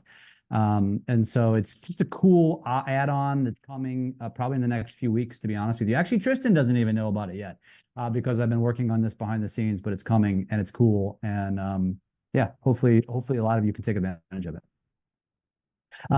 Susan, let me answer a question. Susan, yes, it's Sure. none of it is geocentric for that reason, because it's all very national based. So I'll never get geocentric with that content, other than like top 10s. They do a lot of top 10s. The top 10 places to move if you're Gen Z, the top 10 places to retire. So there it gets specific, but to again, the reason, here's my thought process, Tristan. When I see an article, and if it catches my attention and I think that's interesting, I want to read it, I immediately think, if it's interesting enough for me to want to read it, it's interesting enough for me to make it into content, because somebody else is going to be interested in it. And that's how I think about it. Even though I live in Missouri, and Missouri makes no lists other than the top meth state in the world. Other than that, we make no lists. And so a lot of it isn't necessarily relevant to my state, but I don't care. I just want to I want to pull people into my algorithm, because they like me for the content that I create, which then when I do sprinkle in what I do for a living, greater likelihood they'll see it. So I like it. And listen, everyone, thank you so much for being on. This is recorded. We'll send out the recording to everyone who registered. And if you watched this whole thing, thank you for hanging in there. And Drunk on Social, Social Genius isn't for everyone, but if you're prepared to jump in, to have us teach you and guide you into this next world of attracting business, then you're in the right place. And hopefully we see you in group coaching. You'll see almost every time you'll see Jeff and I together in this. We hardly do it on our own, but thank you for joining us. Jeff, thanks for wearing an amazing PGA hat and not wearing the Drunk on Social hat. I'm just very thankful for that. Thank you. Just being real, man. You know, today's Masters Day. I have to respect the game. Damn it. Who cares about the freaking Masters? Okay. Thanks, everybody. Thanks, Jeff.